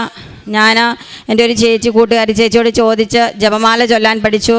എന്നും സന്ധ്യാപ്രാർത്ഥന ഉടമ്പടി പ്രാർത്ഥനയോടെ തന്നെ സന്ധ്യാപ്രാർത്ഥന ചൊല്ലുവാനും ജപമാല ചൊല്ലുവാനും. ഇത് എൻ്റെ അമ്മയുടെ സഹോദരിയാണ്. അമ്മ ക്യാൻസർ പേഷ്യൻ്റായിരുന്നു. കഴിഞ്ഞ ദിവസം അമ്മ ടെസ്റ്റ് ചെയ്തപ്പോൾ അമ്മയ്ക്ക് ക്യാൻസർ രോഗം പൂർണ്ണമായിട്ടും ഭേദമായി. ഞാൻ അമ്മയുടെ അടുത്ത് പോയി ഉടമ്പടി തൈലം കുരിശ് വരച്ച് പ്രാർത്ഥിക്കുകയും ഉടമ്പടി നേർച്ച വസ്തുവായ ഉപ്പ് അമ്മയ്ക്ക് ഞാൻ കൊണ്ട് കൊടുക്കും എപ്പോഴും. അതുപയോഗിച്ച് അമ്മയ്ക്ക് പൂർണ്ണ സൗഖ്യം ലഭിച്ചു. അതുപോലെ തന്നെ ഞങ്ങൾ എല്ലാ ആഴ്ചയിലും പറ്റുന്ന ഞായറാഴ്ചകളിലെല്ലാം ഇവിടെ കൃപാസനത്തിൽ വരികയും ഉടമ്പടി ധ്യാനം ലൈവായി തന്നെ കൂടുകയും ഞങ്ങൾ 4 പേരും കൂടിയാണ് പറ്റുന്ന ഞായറാഴ്ചകളിലെല്ലാം ഇവിടെ വരികയും ഉടമ്പടി ധ്യാനം ലൈവായിട്ട് കൂടുകയും ചെയ്യുന്നത്. പ്രാർത്ഥനയിൽ മക്കളെയും കൂട്ടും. അതുപോലെ തന്നെ ഞങ്ങൾ പത്രം കൊടുക്കാൻ പോകുന്നതും ഞങ്ങളെല്ലാവരും കൂടിയാണ് പോകുന്നത്. അതുപോലെ തന്നെ ഹോസ്പിറ്റലുകളിൽ പത്രം കൊടുക്കും. ഓട്ടോ സ്റ്റാൻഡ് എല്ലാ വീടുകളിലും കയറി ഇറങ്ങി കൃപാസന അമ്മയുടെ കാര്യങ്ങളെല്ലാം ഞങ്ങളുടെ ജീവിതത്തിലുണ്ടായ മാറ്റങ്ങളെപ്പറ്റി പറഞ്ഞാണ് ഞങ്ങൾ പത്രം കൊടുക്കുന്നത്. ഞങ്ങൾ ഇന്നും പ്രാർത്ഥിക്കുമ്പോൾ തന്നെ ബൈബിൾ വചനം സങ്കീർത്തനങ്ങൾ 91 എന്നും പറഞ്ഞു പ്രാർത്ഥിക്കും. ഏഷ്യ 45:2-3, പ്രഭാഷൻ 33:16-17 എല്ലാം പറഞ്ഞാണ് ഞങ്ങൾ എന്നും പ്രാർത്ഥിക്കുന്നത്. ഞങ്ങളുടെ ജീവിതത്തിൽ വന്ന എല്ലാ മാറ്റങ്ങൾക്കും അമ്മയ്ക്കും ഈശോയ്ക്കും ഞങ്ങൾ കോടാനുകോടി നന്ദി അറിയിക്കുന്നു. അതുപോലെ തന്നെ 5 വർഷമായിട്ട് എനിക്കുണ്ടായിരുന്ന കാലിൻ്റെ മുട്ടുവേദന, ഞാൻ ചെറുപ്പമാണ് എന്നിരുന്നാലും എനിക്ക് മുട്ടുകുത്തി നിൽക്കുവാനോ എനിക്ക് കുറച്ച് ദൂരം നടക്കുവാനോ സാധിക്കുകയില്ലായിരുന്നു. ഇവിടെ ആദ്യമായിട്ട് വരുന്ന സമയത്ത് ഞാൻ കരഞ്ഞുകൊണ്ടാണ് മുട്ടുകുത്തി ഇവിടെ നിന്ന് പ്രാർത്ഥിച്ചത്. അമ്മ മാതാവിൻ്റെ ഉടമ്പടി തൈലവും ഉപ്പും കൂടെ മിക്സ് ചെയ്ത് ഞാൻ കാലിൻ്റെ മുട്ടിൽ പുരട്ടി പ്രാർത്ഥിച്ച് ഞാനിപ്പം മണിക്കൂറുകൾ പള്ളിയിൽ പോയാലും മുട്ടുമേ നിന്നാണ് പ്രാർത്ഥിക്കുന്നത്. എൻ്റെ മുട്ടുവേദന മാറി. അതുപോലെ തന്നെ ഉടമ്പടി എടുത്ത ഈ 3 വർഷവും അടുപ്പിച്ച് ഞാൻ ജപമാല റാലിയിൽ പങ്കെടുക്കുന്നുണ്ട്. ആദ്യത്തെ പ്രാവശ്യം പങ്കെടുക്കാൻ വന്നപ്പോൾ എനിക്ക് ഒത്തിരി സങ്കടമായിരുന്നു. ഞാൻ എങ്ങനെ നടക്കും എന്നുള്ളത്. ഞാൻ നടന്നു തുടങ്ങിയപ്പോൾ ഞാൻ പോലും അറിഞ്ഞില്ല, ഞാൻ ഓടിയാണ് ഞാൻ അർത്തുങ്കപ്പള്ളിയിൽ ചെന്നത്. അത്രയ്ക്ക് എനിക്ക് ഒരുപാട് വലിയ മാറ്റങ്ങളാണ് എൻ്റെ അമ്മ മാതാവ് എനിക്ക് തന്നത്. കഴിഞ്ഞ വർഷം ജപമാല റാലിയിൽ ഞാനും മകനും 20-ാം നമ്പർ പോയിന്റിൽ വാളണ്ടിയറായിട്ട് നിന്നു. ഈ വർഷവും ഞാനും മകനും വാളണ്ടിയറായിട്ട് നിൽക്കാൻ കൊടുത്തിട്ടുണ്ട്. ചെറിയ മകനും ഹസ്ബൻഡും കഴിഞ്ഞ വർഷം റാലിയിൽ പങ്കെടുത്തു. ഇതുവരെ നൽകിയ എല്ലാ നന്മകൾക്കും കൃപകൾക്കും അനുഗ്രഹങ്ങൾക്കും ഞാൻ കോടാനുകോടി നന്ദി അറിയിക്കുന്നു. എപ്പോഴും ഈശോയോടും അമ്മയോടൊപ്പം ആയിരിക്കുവാനും നിത്യതയിൽ ഈശോയോടൊപ്പം ആയിരിക്കുവാനും ഈശോയുടെ തിരുരക്തത്തിന് എന്നെയും എൻ്റെ കുടുംബത്തെയും സാക്ഷിയാക്കണമെന്നാണ് ഞങ്ങളുടെ പ്രാർത്ഥന. അതുപോലെ തന്നെ അമ്മ മാതാവ് അടുത്ത് വരുമ്പോൾ നല്ല മുല്ലപ്പൂ മണമാണ്. സുഗന്ധാഭിഷേകം ലഭിച്ചിട്ടുണ്ട്. അമ്മയുടെ ഈശോയുടെയും വെളിച്ചം നല്ല പ്രകാശം ലഭിച്ചിട്ടുണ്ട്. അമ്മയോടും ഈശോയോടും ഞങ്ങൾക്ക് പറഞ്ഞാൽ തീരാത്ത നന്ദിയും കടപ്പാടുമാണ്. ഞങ്ങൾക്ക് ഈശോയെ സ്വീകരിക്കാനുള്ള ഭാഗ്യം കൂടി തരണമേ എന്നാണ് കൃപാസന അമ്മയോട് പ്രാർത്ഥിക്കുന്നത്. കാരുണ്യ പ്രവൃത്തി ഞങ്ങൾ പത്രം കൊടുക്കാൻ പോകുന്ന ഹോസ്പിറ്റലിലെ രോഗികൾക്ക് ഞങ്ങളെ കൊണ്ടാവുന്ന സഹായങ്ങൾ ഞങ്ങളുടെ കയ്യിൽ അന്നേരം എന്താണോ ഉള്ളത് പൈസ അത് ഞങ്ങൾ കൊടുത്ത് സഹായിക്കും. പിന്നെ പൊതിച്ചോറ് അത് ഞങ്ങൾ 4 പേരും കൂടിയാണ് പൊതിച്ചോറ് തയ്യാറാക്കി ഞങ്ങൾ ഹോസ്പിറ്റലിൽ കൊണ്ട് കൊടുക്കുന്നത്. അതിൽ മക്കളെയും ഞാൻ കൂട്ടും. അവരും അറിയണം എല്ലാ കാര്യങ്ങളും. ദൈവത്തെ വിളിച്ച് പ്രാർത്ഥിക്കുന്നതിൻ്റെ ഫലം അവരും അറിയണം. അതുകൊണ്ട് അവരെയും കൂട്ടും പൊതിച്ചോറ് കൊടുക്കുവാനും എല്ലാം ഹോസ്പിറ്റലിൽ കൊണ്ട് പൊതിച്ചോറ് കൊടുക്കും, പൈസ കൊടുക്കും. പിന്നെ വഴിയരികിലിരിക്കുന്ന ആർക്കാണ് ഒരു സഹായം വേണ്ടത്, ഒരു ചായ കുടിക്കാനുള്ള പൈസ അതാണ് കയ്യിലുള്ളതെങ്കിൽ അത് കൊടുത്ത് സഹായിക്കും. ഇന്നവരെന്നൊന്നുമില്ല, ആരെ കണ്ടാലും ഞങ്ങൾ സഹായിക്കും. ആർക്കാണോ സഹായം അവരെയൊക്കെ ഞങ്ങളെ കൊണ്ട് ചെയ്യാൻ പറ്റുന്നതിൻ്റെ മാക്സിമം ഞങ്ങൾ സഹായിക്കും. അതുപോലെ തന്നെ ഞാൻ നല്ല ദേഷ്യമുള്ള ആളായിരുന്നു. ഇവിടെ വന്ന് അമ്മയോട് കൂടെ പ്രാർത്ഥിക്കുക എടുക്കുകയൊക്കെ ചെയ്ത് ഇപ്പോൾ ഞാൻ എപ്പോഴും പ്രാർത്ഥിക്കുന്നത് അമ്മ മാതാവിൻ്റെ ചിരിയാണ് എനിക്ക് തരേണ്ടത്, അമ്മയുടെ സ്നേഹമാണ് മറ്റുള്ളവർക്ക് കൊടുക്കാൻ എനിക്ക് സാധിക്കേണ്ടത്. ഈശോയുടെ തിരുഹൃദയം പോലൊരു ഹൃദയം എനിക്കും തരണം, എല്ലാവരെയും സ്നേഹിക്കുവാനും ബഹുമാനിക്കുവാനും എപ്പോഴും സഹായം ആവശ്യമുള്ളവരെ സഹായിക്കുവാനുള്ളൊരു മനസ്ഥിതി എനിക്ക് തരണമെന്നാണ് പ്രാർത്ഥന. ഞങ്ങളിവിടെ വന്നു കഴിഞ്ഞ് ഞങ്ങളുടെ ഓരോ ജീവിത മാറ്റം കണ്ട് ഓരോരുത്തരും ചോദിച്ചു തുടങ്ങി. ഞാൻ 7 പേരെ ഇവിടെ കൊണ്ടുവന്ന് ഉടമ്പടി എടുപ്പിച്ചു. പിന്നെ ധാരാളം പേരെ ഞങ്ങളുടെ കൂടെ കൊണ്ടുവരും. അതുപോലെ തന്നെ കൂടെ വരുന്നവരെല്ലാം ഞങ്ങൾ ചിലവെടുത്ത് തന്നെ കൊണ്ടുവരും. അവർ പൈസ തരാൻ പാവങ്ങളാണ്, എന്നിരുന്നാലും പൈസ തരാൻ സഹായിച്ചാൽ ഞാൻ പറയും വേണ്ട എന്ന് പറഞ്ഞ് അവരെയും കൊണ്ടുവന്ന് ഞാൻ അവർക്ക് വേണ്ടുന്ന എല്ലാ സഹായങ്ങളും ചെയ്താണ് പോകുന്നത്. എനിക്കതിനുള്ള കൃപ തന്നത് കൃപാസന അമ്മയും ഈശോയും അപ്പായുമാണ്. 50 നോയമ്പ്, ഈ കഴിഞ്ഞ പ്രാവശ്യത്തെ 50 നോയമ്പ് ഞാനും മക്കളും കൂടി ഒന്നിച്ചാണ് എടുത്തത്. ഞങ്ങൾ ബുധനാഴ്ച ഞങ്ങൾ ഉപവാസം എടുക്കും. ഞാൻ രാവിലെ ഒരു നേരം ആഹാരം ഞാനും മക്കളും എടുക്കും, മൂത്ത മോനും എടുക്കും. അവനും രാവിലത്തെ ആഹാരം വെറുത്താണ് അവന് കോളേജിൽ പോകുന്നത്. ഞങ്ങൾ എല്ലാ ബുധനാഴ്ചയും ഉപവാസം എടുക്കും. 50 നോയമ്പ് ഞാനും മക്കളും എടുക്കും. ഞങ്ങളെല്ലാ നോയമ്പും കാര്യങ്ങളും ഞങ്ങൾ കുടുംബത്തോടൊപ്പമാണ് എടുക്കുന്നത്. എല്ലാ കാര്യങ്ങൾക്കും നന്ദി. കൃപാസനത്തിൽ വന്ന അന്ന് മുതൽ ഇന്ന് വരെ അച്ഛനെപ്പോഴും പ്രാർത്ഥിക്കുന്നത് പോലെ 38 വർഷത്തെ പൗരോഹിത്യത്തെ പറഞ്ഞ് പ്രാർത്ഥിക്കുന്ന പോലെയാണ് ഞാനും പ്രാർത്ഥിക്കുന്നത്. ഞാൻ കൃപാസനത്തിൽ വന്ന അന്ന് മുതൽ ഇന്ന് വരെ എൻ്റെ കൃപാസനം അമ്മയും ഈശോയും അപ്പായുമാണ് ഞങ്ങളുടെ ദൈവം. അമ്മ മാതാവേ, ഞങ്ങളുടെ ആയുസ്സുള്ളത്തോളം കാലം അവിടുത്തെ മക്കളായി ജീവിക്കുവാനുള്ള ഭാഗ്യം തരണമേ എന്നാണ് എൻ്റെ ആദ്യമായി പരിശുദ്ധ അമ്മയ്ക്കും ദൈവകുമാരനും 1000 നന്ദി. എൻ്റെ പേര് സിൻസി സെറിൽ. ഞാൻ വരുന്നത് ആലുവയിൽ നിന്നാണ്. ഞാൻ 2024 ജനുവരി 14 തീയതിയാണ് ആദ്യമായിട്ട് കൃപാസനത്തിൽ വന്ന് പരിശുദ്ധ അമ്മയിൽ നിന്ന് ഉടമ്പടി സ്വീകരിക്കുന്നത്. എനിക്ക് 9 വർഷമായിട്ട് വിട്ടുമാറാത്ത എൻഡ്രോമെട്രോസിസ് എന്ന് പറഞ്ഞിട്ട് ഉദര സംബന്ധമായൊരു രോഗം ഉണ്ടായിരുന്നു. ഒരുപാട് ഹോസ്പിറ്റലിൽ ഞങ്ങൾ ട്രീറ്റ്മെൻറ്റൊക്കെ നടത്തി. പക്ഷേ അതിൽ നിന്നും ഞങ്ങൾക്ക് യാതൊരു വിധത്തിലുള്ളൊരു രോഗശമനവും കിട്ടിയിരുന്നില്ല. ആ സമയത്ത് എൻ്റെ അമ്മയാണ് എന്നോട് പറയുന്നത്, ഇങ്ങനെ കൃപാസനം എന്നൊരു പള്ളിയുണ്ട്, അവിടെ പോയി ഒരു ഉടമ്പടി എടുക്കുന്നതിനെ പറ്റിയിട്ട്. ഞാനൊരു അധികം വൈകാതെ തന്നെ ഞാൻ കൃപാസനത്തിലേക്ക് വന്നു. ഞാൻ ഉടമ്പടി സ്വീകരിച്ചു. പരിശുദ്ധ അമ്മയിൽ നിന്ന് എനിക്ക് കിട്ടിയ നേർച്ച വസ്തുക്കളും മറ്റും ഞാൻ ഉപയോഗിച്ചു തുടങ്ങി. കൃത്യം പറഞ്ഞാൽ 2024 ഓഗസ്റ്റ് 22 തീയതി എനിക്കൊരു സർജറി ഉണ്ടായിരുന്നു. അതിൻ്റെ 7ാമത്തെ സർജറി ആയിരുന്നു. ആ സർജറി ചെയ്തിട്ടും അത് ചെയ്ത ഡോക്ടേഴ്സിൻ്റെ ഫൈൻഡിങ്സ് ഒക്കെ വന്നപ്പോൾ ഞങ്ങളെ ഭയങ്കരമായിട്ട് വിഷമിപ്പിച്ചു. പക്ഷേ ഞാൻ പരിശുദ്ധ അമ്മയോടുള്ള വിശ്വാസത്തെ ഞാൻ മുറുകെ പിടിച്ചു.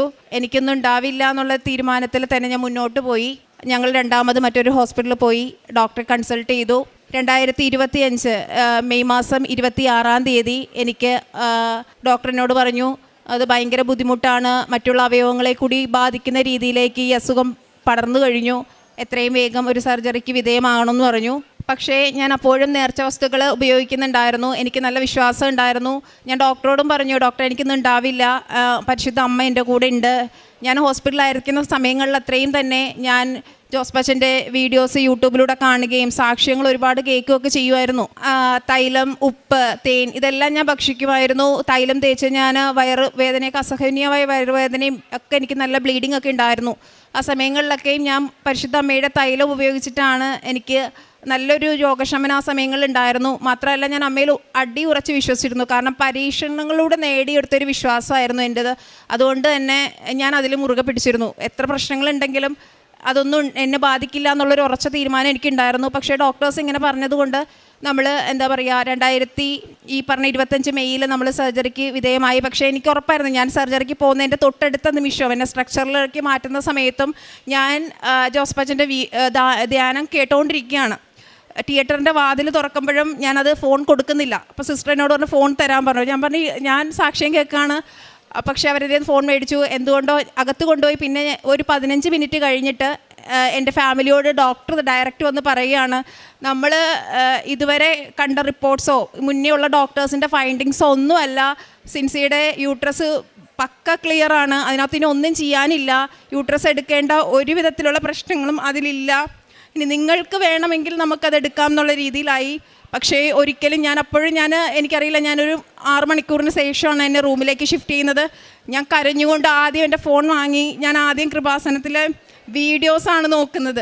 അപ്പോഴത്തേക്ക് ഡോക്ടറും എൻ്റെ ഫാമിലി എന്നോടൊന്ന് പറഞ്ഞു, യൂട്രസ് എടുത്തിട്ടില്ല എന്ന് പറഞ്ഞു.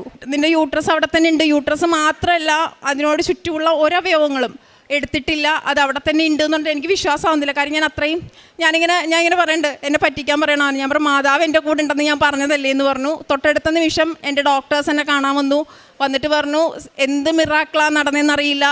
മുന്നേ ഉള്ള ഡോക്ടേഴ്സ്, വളരെ എക്സ്പേർട്ടായ ഡോക്ടേഴ്സിൻ്റെ ഫൈൻഡിങ്സും MRI ഉൾപ്പെടെയുള്ള ടെസ്റ്റുകളുടെ റിപ്പോർട്ട്സും ഒക്കെ വെച്ചിട്ടാണ് നമ്മൾ ഈ പറഞ്ഞ എനിക്ക് ചെയ്ത അവസാനത്തെ സർജറി ഇതായിരുന്നു, റോബോട്ടിക് സർജറി ആയിരുന്നു. ആ സർജറിയിൽ മാഡം പറഞ്ഞു 15 മിനിറ്റ് പോലും എടുക്കുന്നതിന് മുന്നേ അതൊന്നും നമുക്ക് ഫൈൻഡ് ചെയ്യാൻ പറ്റിയിട്ടില്ല, ഒരു വിധത്തിലുള്ള പ്രശ്നങ്ങളും ഉണ്ടായിരുന്നില്ല. അതിനുശേഷം ഇതുവരെ ഞാൻ യാതൊരു വിധത്തിലുള്ള മെഡിസിനോ കാര്യങ്ങളോ ഒന്നും ഞാൻ എടുക്കുന്നില്ല. മാത്രമല്ല എനിക്ക് മൾട്ടിപ്പിൾ ഡ്രഗ് അലർജിയുള്ള ഒരാളും കൂടിയാണ്. അപ്പോൾ അതുകൊണ്ട് തന്നെ ഡോക്ടേഴ്സ് തന്നെ പറഞ്ഞു, സിൻസിയുടെ വിശ്വാസത്തിലല്ലേ മുന്നോട്ട് പോയേ, നിൻ്റെ പ്രാർത്ഥനയുടെ ശക്തിയല്ലേ, നീ മെഡിസിൻ ഒന്നും എടുക്കണ്ടെന്ന് പറഞ്ഞു. ഒരു 2 മാസം നമുക്ക് നോക്കാം, അത് കഴിഞ്ഞ് പീരീഡ്സൊക്കെ ക്ലിയർ ആവുകയാണെങ്കിൽ നമുക്ക് നോക്കാമെന്ന് പറഞ്ഞു. മാതാവിൻ്റെ അനുഗ്രഹത്താലും ഞാൻ ഇപ്പോഴും പറയുന്ന എൻ്റെ വിശ്വാസത്താലും ഞാൻ പറയുകയാണ്, ഇത്രയും നാളായി, ഇപ്പോൾ സെപ്റ്റംബറായി, ഇതുവരെയും എനിക്ക് പിന്നീട് ഡോക്ടറെ കാണേണ്ട ഒരു അവസ്ഥ വന്നിട്ടില്ല എന്നുള്ളതാണ്. മാത്രവുമല്ല എൻ്റെ പീരീഡ്സൊക്കെ ക്ലിയറായി, എനിക്ക് യാതൊരു വിധത്തിലുള്ള ബുദ്ധിമുട്ടോ കാര്യങ്ങളോ. പക്ഷേ ഇപ്പോഴും ഞാൻ നേർച്ച വസ്തുക്കൾ ഉപയോഗിക്കുന്നുണ്ട്. അതിനുശേഷം ഇതാണ് എൻ്റെ 1ാമത്തെ സാക്ഷ്യം. 2ാമതായിട്ട് ഈ അസുഖങ്ങളുടെയൊക്കെ ഇടയിൽ എനിക്ക് പ്രോപ്പറായിട്ട് ഞാൻ നഴ്സിംഗ് ചെയ്യുന്ന ഒരു വിദ്യാർത്ഥിയായിരുന്നു ബാംഗ്ലൂർ. എനിക്ക് കോളേജിൽ പോകാൻ പറ്റുന്നില്ല, പഠിക്കാൻ പറ്റുന്നില്ല, ഈ ഒരു ബുദ്ധിമുട്ടൊക്കെ എനിക്കുണ്ടായിരുന്നു. അപ്പോൾ ഞാൻ മാതാവിനോട് നന്നായിട്ട് പ്രാർത്ഥിക്കുമായിരുന്നു. എക്സാമിന് മാത്രമാണ് ഞാൻ പോയിക്കൊണ്ടിരുന്നത്, കാര്യം അത്രയും എനിക്ക് ട്രാവൽ ചെയ്യാനൊന്നും പറ്റുന്ന അവസ്ഥയായിരുന്നില്ല. മാതാവിനോട് നന്നായിട്ട് പ്രാർത്ഥിക്കുമായിരുന്നു. എൻ്റെ കഴിവിനാൽ എനിക്ക് ഈ എക്സാം നേടാൻ പറ്റില്ല എന്ന് എനിക്ക് 100% ഉറപ്പാണ്. അമ്മയായിട്ട് എനിക്ക് വിജയം തരണം എന്നുള്ളത് ഞാൻ പറയുമായിരുന്നു. നേർച്ച വസ്തുക്കൾ അപ്പോഴും ഞാൻ ഉപയോഗിക്കുമായിരുന്നു. പ്രത്യേകിച്ച് ഞാൻ ഉപ്പ്, എനിക്ക് ലോ BP ഉള്ള ഒരാളും കൂടിയാണ്, അപ്പോൾ ഉപ്പൊക്കെ ഞാനിട്ട് കുടിക്കാറൊക്കെ ഉണ്ട്. മാത്രമല്ല ഞാൻ എക്സാമിന് പോയപ്പോൾ ഞാൻ ഫ്ലൈറ്റിനാണ് പോകുന്നത്. ആ സമയത്തൊന്നും എനിക്ക് ട്രാവലിംഗ് പറ്റില്ലായിരുന്നു. പക്ഷേ എനിക്ക് പേടിയുണ്ടായിരുന്നു, ഇതൊക്കെ ഇതിൽ സമയത്ത് എന്തെങ്കിലും പ്രശ്നമാവും. പക്ഷേ ഒന്നൊരു കുഴപ്പമുണ്ടാവാതെ ഞാൻ ഈ നേർച്ച വസ്തുക്കളുമായിട്ട് എൻ്റെ കോളേജ് ക്യാമ്പസിൻ്റെ ഉള്ളിൽ കയറി എന്നുള്ളതാണ്. ക്യാമ്പസിൽ കയറുമ്പോൾ തന്നെ അവിടെ ഫുള്ള് ചെക്കിംഗ് ആണ്. ഒരു കാശ് രൂപമൊന്നും കൈ വെക്കാൻ പറ്റത്തില്ല. ഇൻ ക്യാമറയാണ് എക്സാം വരുന്നത്, എല്ലാവർക്കും അറിയാം. അപ്പോൾ പലരും ബോഡി ചെക്കിംഗ് ഉൾപ്പെടെ ചെയ്യുമ്പോഴും ഞാൻ മാതാവിനോട് പറഞ്ഞിട്ട്, മാതാവേ, അമ്മയിൽ വിശ്വസിച്ച് ഞാൻ ഈ കാശ് രൂപം കൊണ്ട് ഞാൻ ഉപ്പുമായിട്ട് കയറുകയാണ്. എൻ്റെ കോട്ടിൻ്റെ പോക്കറ്റിനുള്ളിൽ ഞാൻ ഉപ്പെടുത്തിട്ട് പേപ്പറിൽ പൊതിഞ്ഞിട്ടിട്ടുണ്ടായിരുന്നു. എന്നിട്ട് ഇതുമായിട്ട് ഞാൻ നേരെ ഹോളിൽ കയറി ഹോൾ ടിക്കറ്റ് കൊണ്ടുവന്നു. എനിക്കറിയില്ല, ഞാൻ ഇത്രയും വർഷം ഞാൻ മര്യാദയ്ക്ക് പഠിച്ച കാര്യങ്ങളൊന്നും എൻ്റെ ഓർമ്മയിലില്ല. പക്ഷേ എന്തുകൊണ്ടോ ഞാൻ ആദ്യം ആൻസർ ഷീറ്റ് തരുമ്പോൾ തന്നെ ഞാൻ ഉപ്പ് പിതറി വിശ്വാസപ്രമാണം ചൊല്ലിയിട്ടാണ് ഞാൻ പെണ്ണെടുത്ത് ആൻസർ എഴുതിയിട്ടുള്ളൂ. അത് കഴിഞ്ഞ് ഫസ്റ്റ് ഇയർ റിസൾട്ട് വന്നപ്പോഴും സെക്കൻഡ് ഇയറും തേർഡ് ഇയറും ഒക്കെ ഞാൻ ഉദ്ദേശിച്ചതിനേക്കാൾ കൂടുതൽ മാർക്ക് തന്ന് പരിശുദ്ധ അമ്മ മാതാവ് എന്നെ അനുഗ്രഹിച്ചു. തിരുക്കുമാരനോടും അമ്മയ്ക്കും 1000 കോടി നന്ദി പറയണു. ഇതെൻ്റെ 2ാമത്തെ സാക്ഷ്യം. 3ാമത്തെ സാക്ഷ്യം, ഞാൻ എൻ്റെ നഴ്സിംഗ് കംപ്ലീറ്റ് ചെയ്തപ്പോൾ എനിക്ക് വലിയൊരു ആഗ്രഹം ഉണ്ടായിരുന്നു. ഞാൻ മാതാവിനോട് പറയുമായിരുന്നു, അമ്മേ, എനിക്ക് വിദേശത്ത് പോയി UK പോയി എൻ്റെ കോഴ്സ് ഹൈ സ്റ്റഡി ചെയ്യണമെന്നുണ്ട്, അതും വിത്ത് സ്കോളർഷിപ്പോട് കൂടി ചെയ്യണമെന്നുണ്ട്. സണ്ടർലാൻഡ് എന്നുള്ള യൂണിവേഴ്സിറ്റി തന്നെ എനിക്ക് വേണമെന്നുണ്ട്. പരിശുദ്ധ അമ്മയെ എനിക്ക് വേണ്ടി അതിനുള്ള സഹായം ചെയ്തു തരണം. ഇത്രയും ഞാൻ അമ്മയിൽ വിശ്വസിച്ചാണ് മുന്നോട്ട് പോയത്. ഇനിയും അങ്ങോട്ടും അതുപോലെ അമ്മയും തിരുക്കുമാരനും എനിക്കൊപ്പം വേണം. മാത്രമല്ല ഞാൻ എപ്പോഴും പ്രാർത്ഥിക്കുന്ന ഒരു കാര്യമുണ്ട്. ജോസ് പച്ചൻ പറഞ്ഞൊരു കാര്യം എന്നെ എപ്പോഴും സ്ട്രൈക്ക് ചെയ്യായിരുന്നു. അതെന്താണെന്ന് വെച്ച് കഴിഞ്ഞാൽ, അമ്മയുടെ പ്രത്യക്ഷീകരണത്തിൻ്റെ സാക്ഷിയാക്കി മാറ്റണേ എന്നുള്ളൊരു പ്രാർത്ഥനയാണ്. അതെപ്പോഴും ഞാൻ ഇടവിട്ട് ചൊല്ലിക്കൊണ്ടിരിക്കും. അതായത് 1 മിനിറ്റ് ഞാൻ വെറുതെ ഇരിക്കുവാണെങ്കിൽ എൻ്റെ മനസ്സിലത് പറഞ്ഞുകൊണ്ടിരിക്കും. ഇപ്പം എന്ത് പണിയെടുത്തുകൊണ്ടിരിക്കുവാണെങ്കിൽ ഞാനത് പറഞ്ഞുകൊണ്ടിരിക്കും. ഇവൻ കുളിക്കുമ്പോൾ പോലും ഞാനത് പ്രാർത്ഥിച്ചുകൊണ്ടിരിക്കുമായിരുന്നു. അപ്പോൾ എനിക്ക് ഒരിക്കലും മാതാവും ഈശോയുമായിട്ടുള്ള ഒരു റിലേഷൻഷിപ്പ് വിട്ടുപോകരുതെന്ന് ഞാൻ ഒരുപാട് ആഗ്രഹിച്ചിട്ടുണ്ടായിരുന്നു. ഈ മാസം 13-ാം തീയതിയാണ് ഞാനൊരു ഏജൻസി വഴി അതിന് ഫസ്റ്റ് ആപ്ലിക്കേഷൻ എൻ്റെത് യൂണിവേഴ്സിറ്റിക്ക് അയക്കുന്നത്. 13-ാം തീയതി അയച്ചു. 16-ാം തീയതി ഞാൻ പ്രത്യക്ഷീകരണത്തിൻ്റെ പ്രാർത്ഥന ചൊല്ലിക്കൊണ്ടിരിക്കുമ്പോൾ രാവിലെ എൻ്റെ ഉള്ളിൽ ഇങ്ങനെ തോന്നുകയാണ്, നിനക്കിന്ന് ഓഫർ ലെറ്റർ വരും, നിനക്കിന്ന് ഞാൻ ഓഫർ ലെറ്റർ അയച്ചിട്ടുണ്ട്, നീ നോക്കിക്കോ എന്ന് പറയുന്നുണ്ട്. അപ്പോൾ നമ്മളൊരു മെയിൽ ക്രിയേറ്റ് ചെയ്ത് ഏജൻസിക്ക് കൊടുത്തിട്ടുണ്ടായിരുന്നു. അപ്പോൾ ഞാൻ കൃത്യം 9 മണിയായപ്പോൾ ഏജൻസിയിൽ അവരെ വിളിച്ചിട്ട് ഞാൻ പറഞ്ഞു, ചേച്ചി, എനിക്കിന്ന് എൻ്റെ മാതാവ് പറയുന്നുണ്ട് എനിക്കിന്ന് ഓഫർ ലെറ്റർ അയക്കും, ചേച്ചി എൻ്റെ മെയിൽ ഒന്ന് ചെക്ക് ചെയ്യുമെന്ന് പറയുന്നുണ്ട്. അപ്പോൾ ഇവർ പറയുന്നുണ്ട്, സിൻസ് ഒരു കാരണവശാലും അങ്ങനെ നടക്കില്ല, മിനിമം 2 വീക്സ് എങ്കിലും എടുക്കും അത് ഇവാലുവേഷനൊക്കെ കഴിഞ്ഞ് വരാൻ വേണ്ടിയിട്ട്, ഒരു വഴിക്കും അങ്ങനെ ഒരു ചാൻസ് ഇല്ല, ഒരു 2 ആഴ്ച ഉള്ളിലാവുമെന്ന് പറഞ്ഞു. ഇതിനിടയിലാണ് ഞാൻ ഈ 2 ദിവസം മുന്നേ ഒരു ഹോസ്പിറ്റൽ കേസ് ഉണ്ടായിരുന്നു എനിക്ക്. അപ്പോൾ ആ സമയത്ത് ഈ ഏജൻസി തന്നെ വിളിച്ചിട്ട് എന്നോട് പറയുകയാണ്, സിൻസി സണ്ടർലാൻഡ് യൂണിവേഴ്സിറ്റിയിൽ നിന്ന് ഞങ്ങൾക്ക് പോർട്ടലിൽ മെയിൽ വന്നു, സിൻസിക്ക് ഓൾറെഡി ഓഫർ ലെറ്റർ അയച്ചിട്ടുണ്ട് എന്ന് പറഞ്ഞിട്ട്. അപ്പോൾ എനിക്ക് ശരിക്കും പറഞ്ഞാൽ ഞാൻ വേഗത്തിലെടുത്ത് നോക്കുന്നു, എൻ്റെ മെയിൽ ചെക്ക് ചെയ്യുമ്പോഴത്തേക്കും ഞാൻ ഡേറ്റാണ് ആദ്യം നോക്കുന്നത്. 16-ാം തീയതി തന്നെ മാതാവ് എന്നോട് പറഞ്ഞ സെയിം ഡേറ്റിന് ഉച്ചയ്ക്ക് ഒരു 3 മണിയോട് കൂടിയിട്ടാണ് എൻ്റെ മെയിലിലേക്ക് എനിക്ക് ഓഫർ ലെറ്റർ വന്നേക്കുന്നത്. അത് വെറുതെ അല്ല, ഞാൻ മാതാവിനോട് ആവശ്യപ്പെട്ട പ്രകാരം തന്നെ എനിക്ക് 5000 പൗണ്ടോളം സ്കോളർഷിപ്പ് തന്നിട്ടാണ്, ഏകദേശം 5 ലക്ഷം രൂപയോളം സ്കോളർഷിപ്പ് തന്നിട്ടാണ് എനിക്ക് ആ സെയിം യൂണിവേഴ്സിറ്റിയിൽ ഒന്ന് ഓഫർ ലെറ്റർ കിട്ടിയത്. അതെൻ്റെ 3ാമത്തെ സാക്ഷിയാണ്. ഇനി ഉള്ളതെന്ന് വെച്ച് കഴിഞ്ഞാൽ എത്രയും പെട്ടെന്ന് ഞാൻ IELTS-ന് വേണ്ടി പ്രിപ്പയർ ചെയ്യുകയാണ്. എനിക്കറിയാം എൻ്റെ കഴിവിൽ കൊണ്ടൊന്നും ആവില്ല എന്ന് ഞാൻ പരിശുദ്ധ അമ്മയോടും തിരുക്കുമാരനോടും ഞാൻ എപ്പോഴും പറയുന്നൊരു കാര്യം. ഞാൻ എവിടെ ഫ്രീ ടൈം കിട്ടിയാലും ആദ്യം ഞാൻ മെയിനായിട്ട് കേൾക്കുന്നത് യൂട്യൂബ് ഷോർട്സ്, അതുപോലെ തന്നെ സാക്ഷ്യങ്ങൾ ഒരുപാട് ഞാൻ കേൾക്കും. ഞാൻ അത് മനസ്സിൽ പ്രാർത്ഥിക്കും, വിശ്വസിക്കും. ഞാൻ പറഞ്ഞു, എനിക്ക് ഒരുപാട് പരീക്ഷകളിലൂടെ കിട്ടിയൊരു വിശ്വാസമാണ്, ആ വിശ്വാസത്തെ തകർക്കാൻ ഒരിക്കലും ആവില്ല എന്ന്. അപ്പോൾ ഇപ്പോഴും ഞാൻ രാവിലെ ക്ലാസ്സിന് പോകുമ്പോൾ ഇവിടുന്ന് നമ്മുടെ ഉടമ്പടി തേൻ ഞാൻ രാവിലെ 3 തുള്ളി എൻ്റെ നാവിലൊഴിച്ച് വിശ്വാസ പ്രമാണം ചൊല്ലിയിട്ടാണ് ഞാൻ എൻ്റെ വീട്ടിൽ നിന്ന് ഇറങ്ങി പോവുക. പരീക്ഷയ്ക്ക് IELTS-ന് പ്രിപ്പയർ ചെയ്യുന്നുണ്ട്. ഇപ്പം ഏകദേശം എന്താ പറയുക, അടുത്ത മാസം ഞാൻ ആകെ ഒരാഴ്ചത്തെ ക്ലാസ് അറ്റൻഡ് ചെയ്തിട്ടുള്ളൂ.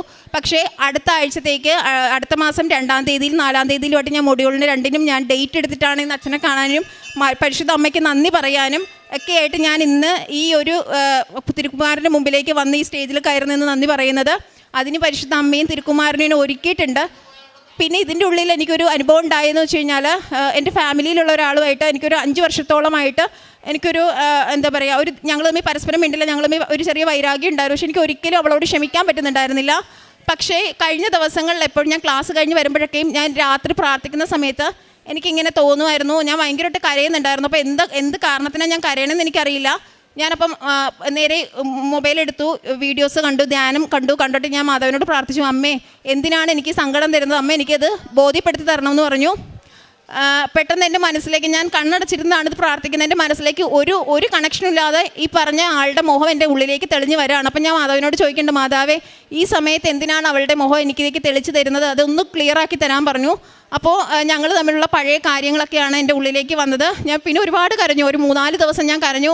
ഞാൻ പരിശുദ്ധ അമ്മയ്ക്ക് മുന്നിൽ പോയി കഴിഞ്ഞ ദിവസം ഞാൻ പ്രതിജ്ഞ ചെയ്തു, ഇനി ഞാൻ അവളുമായിട്ട് യാതൊരു വിധത്തിലുള്ളൊരു ബുദ്ധിമുട്ടിനും ഞാനില്ല, എനിക്ക് അവളോട് ഒരു വിധത്തിലുള്ള വൈരാഗ്യമോ ദേഷ്യമോ ഇല്ല, എൻ്റെ മനസ്സിലുള്ള സകലതും ഞാൻ മറന്നു എന്നുള്ള രീതിയിൽ ഞാനത് മാതാവിന് മുമ്പിൽ വാക്ക് കൊടുത്തു. അന്ന് ഞാൻ രാത്രി കിടന്നുറങ്ങി. പിറ്റേ ദിവസം രാവിലെ പ്രത്യക്ഷീകരണ പ്രാർത്ഥന ചൊല്ലുന്ന സമയത്ത് നീലക്കരി തിരി കത്തിച്ച് ഞാൻ പ്രാർത്ഥിക്കുന്ന സമയത്ത് തിരിയുടെ നാളത്തിലേക്ക് മാതാവിൻ്റെ രൂപം ഇങ്ങനെ എനിക്ക് കാണുകയാണ്. ആദ്യം ഞാൻ നോക്കുമ്പോഴത്തേക്കും കണ്ണടച്ച് പ്രാർത്ഥിക്കണം. അപ്പോൾ ഭയങ്കര ഒരു വെളിച്ചമാണ് എന്നിലേക്ക് വരുന്നത്. അപ്പം ഞാൻ നോക്കുന്നു, ഇനി ആരെങ്കിലും വന്ന് റൂമിൽ ലൈറ്റ് ഇട്ടതാണെന്ന് തിരിഞ്ഞ് നോക്കുമ്പോൾ ലൈറ്റൊന്നും ഇട്ടിട്ടില്ല. എനിക്ക് ഇരുട്ടത്ത് നിന്ന് പ്രാർത്ഥിക്കുന്നതാണ് എപ്പോഴും ഇഷ്ടം. അപ്പം ഞാൻ നേരെ ഫ്രണ്ടിലേക്കാണ് നോക്കുന്നത്. അപ്പോഴത്തേക്കും മാതാവിൻ്റെ അവിടെ നിന്ന് നല്ല രീതിയിൽ ആ രൂപം എനിക്ക് കാണാൻ പറ്റി. ഞാൻ എൻ്റെ വീട്ടിലുള്ളവരെല്ലാവരും ഞാൻ വിളിച്ചത് കാണിച്ചു, എൻ്റെ ഫോണിൽ അത് ക്യാപ്ചർ ചെയ്തു. അത് കഴിഞ്ഞ് അന്നേ ദിവസം രാത്രിയിലും ഇതേ സെയിം അനുഭവം തന്നെ എനിക്കുണ്ടായിരുന്നു. അപ്പോൾ ഞാനിപ്പോൾ മാതാവിനോട് പറയുകയാണ്, എനിക്ക് ആകെയുള്ളൊരു ഇത് മാതാവുമായിട്ടും ഈശോയുമായിട്ടുള്ള ഈ ഉടമ്പടി ഒരിക്കലും എനിക്ക് ഈ ഒരു ബന്ധം വിട്ടുപോകാതെ എന്നിൽ കണക്റ്റായി നിൽക്കാൻ വേണ്ടി, അതിപ്പോൾ ഞാൻ ഈ നാട്ടിലെ ഏത് നാട്ടിൽ പോയാലും എനിക്കൊപ്പം നിൽക്കാൻ വേണ്ടിയിട്ടുള്ളൊരു കൃപ എനിക്ക് തരണമെന്നാണ് ഞാൻ പ്രാർത്ഥിക്കുന്നത്. ഇത്രയും നന്മകൾ, ചെറുതും വലുതുമായി തന്ന ഒരുപാട് നന്മകൾക്ക് പരിശുദ്ധ അമ്മയ്ക്കും തിരുക്കുമാരനോടും 1000 കോടി നന്ദി അർപ്പിക്കുന്നു. ഞാൻ കാരുണ്യ പ്രവൃത്തി, പ്രേക്ഷിത പ്രവർത്തനം അത് ചെയ്യുന്നതെന്ന് വെച്ച് കഴിഞ്ഞാൽ, ഞാൻ പറഞ്ഞു ഞാൻ പഠിക്കുന്നത് ബാംഗ്ലൂരാണ്. അപ്പോൾ എനിക്ക് എൻ്റെ ഒരു മനസ്സിലൊരു വിചാരം ഉണ്ടായിരുന്നു, എനിക്ക് ഇത് മാതാവിനെ അറിയാൻ കഴിയാത്ത ആളുകളുടെ ഇടയിലേക്ക് ഇത് കൊണ്ടുപോകണമെന്ന്. അപ്പം ഞാൻ ഇവിടെ വന്ന് ഉടമ്പടി പുതുക്കി ഉടമ്പടി കൃപാസന പത്രവും വാങ്ങി. ഞാൻ വാങ്ങുന്നത് പകുതി മലയാളം പത്രവും പകുതി കന്നഡ പത്രവും ആയിരിക്കും, പകുതി ഇംഗ്ലീഷ് പത്രവും വാങ്ങിക്കും. ഞങ്ങളുടെ കോളേജ് ഒരു മിക്സഡ് കമ്മ്യൂണിറ്റിയിൽ നിന്ന് വരുന്ന പിള്ളേരെല്ലാവരും ഉള്ളതുകൊണ്ട് തന്നെ ലാംഗ്വേജും ഡിഫറെൻ്റ് ആണ്. അപ്പോൾ അതുകൊണ്ട് തന്നെ ഞാൻ കന്നഡ പത്രം ഞങ്ങളുടെ കോളേജിൽ വരുന്ന കന്നഡ സ്റ്റുഡൻസിനും, അതുപോലെ നേപ്പാൾ, വെസ്റ്റ് ബംഗാളിൽ നിന്ന് വരുന്ന സ്റ്റുഡൻസിന് ഞാൻ ഇംഗ്ലീഷ് പത്രങ്ങളും ഒക്കെ ഞാൻ കൊടുത്ത് അങ്ങനെയായിരുന്നു എൻ്റെ പ്രേക്ഷിത പ്രവർത്തനം ചെയ്തിരുന്നത്. പിന്നെ ഞാൻ എൻ്റെ ഡ്യൂട്ടിയോടൊപ്പം തന്നെ ചെയ്തിരുന്നത് നമ്മുടെ യലഹങ്ക ഗവൺമെൻറ് ഹോസ്പിറ്റലായിരുന്നു. അവിടെ വരുന്ന ഓരോരുത്തർക്കും, ഞാൻ വർക്ക് ചെയ്ത വാർഡിലെ എല്ലാ പേഷ്യൻസിനും ഞാനത് പത്രം കൊടുക്കുമ്പോൾ ഓരോരുത്തർ വന്ന് ഒരെണ്ണം കൊടുക്കുമ്പോൾ അടുത്ത ആൾ വന്ന് എൻ്റെ നിന്ന് വേറെ ആൾക്കാർ, അത്രയും വിശ്വാസം ഉണ്ടായിരുന്നു അവിടെയുള്ള ഞാൻ അപ്പം മനസ്സിലാക്കിയ ഒരു കാര്യമാണ്, ഞാൻ കൊണ്ടുപോയി പത്രം എനിക്ക് തികഞ്ഞിട്ടുണ്ടായിരുന്നില്ല. അങ്ങനെയാണ് ഞാനെൻ്റെ പ്രേക്ഷിത പ്രവർത്തനം ചെയ്യുന്നത്. പിന്നെ ഇപ്പോൾ ഞാൻ വർക്ക് ചെയ്യുന്ന ഹോസ്പിറ്റലാണേലും എന്താ പറയുക, ഒരുപാട് ഏജ് ആയിട്ടുള്ള ഒരുപാട് പേരൻസ് അമ്മമാർ വരുന്നുണ്ട്, അപ്പച്ചന്മാർ വരുന്നുണ്ട്.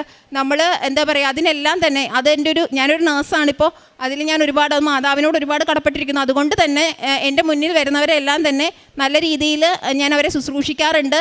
അപ്പോൾ അത് എൻ്റെ ഒരു പ്രേക്ഷിത പ്രവർത്തനമായിട്ട് ഞാൻ കണക്കാക്കുന്നു. പിന്നെ നമ്മൾ ചുറ്റുമുള്ള പുറത്തേക്കൊക്കെ ഇറങ്ങുമ്പോൾ നമ്മുടെ കൂടെ ഒരുപാട് മനുഷ്യർ വന്ന് നമുക്ക് കാണാൻ പറ്റും, ആഹാരത്തിന് വേണ്ടിയിട്ടും അങ്ങനെയൊക്കെ സ്ട്രഗിൾ ചെയ്യുന്നവരെ കാണാൻ പറ്റും. അപ്പോൾ അങ്ങനെയുള്ളവർക്കെല്ലാം തന്നെ എൻ്റെ കയ്യിൽ, ഞാനിപ്പോൾ എനിക്കൊരു ജോലിയില്ല എന്നാൽ പോലും എൻ്റെ കയ്യിലുള്ളതിൽ നിന്നൊരു ഓഹരി ഞാൻ അവർക്ക് കൊടുക്കാറുണ്ട്. ഇതൊക്കെയാണ് ഞാൻ പ്രേക്ഷിത പ്രവർത്തനം ചെയ്തുകൊണ്ടിരുന്നത്. ഇത്രയേറെ നന്മകൾ തന്ന പരിശുദ്ധ അമ്മയ്ക്കും തിരുക്കുമാരനും 1000